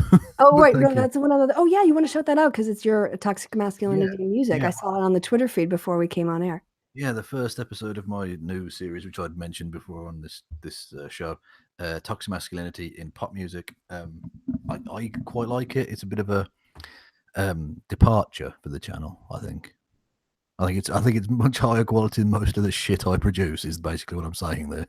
So what you're saying is you've leveled up. Yeah. Is that a rap thing again? No. Just like in video games, when you get enough experience at something, then you finally get a new skill, and it's cooler than I mostly play sports games, so I don't understand that geeky reference. Oh, it's like a gaming, like a D&D kind of thing, leveling up. Yeah, we're definitely showing our different kinds of geeks here. Yeah. All right, guys. Yeah, I've been Kristi. The chat, I assume, has been awesome because it's our chat. Definitely. I mean, I literally haven't seen a fucking word that any of them have said, but I can guarantee they weren't great.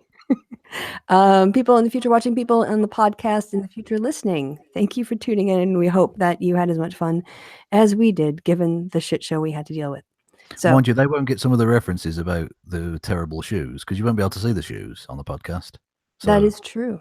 They'll have to go and look at the video, I guess, and then they can read the comments. Or the lack of bulge. The bulge situation will be. Put it on your big screen TV at your house. Get a Chromecast. Just for this. So even on a big screen, though, there's nothing. There's nothing going on. It's embarrassing. All right, guys. Goodbye from me. And say goodbye, Kevin, very naughty boy that I am. Goodbye, Kevin, very naughty boy that I am. Correct. I remembered the whole sentence. Done. Yeah, good for you. You get a cookie now. Oh, I love a cookie. That'd be fucking amazing. Let's do that. All right, goodbye, you guys.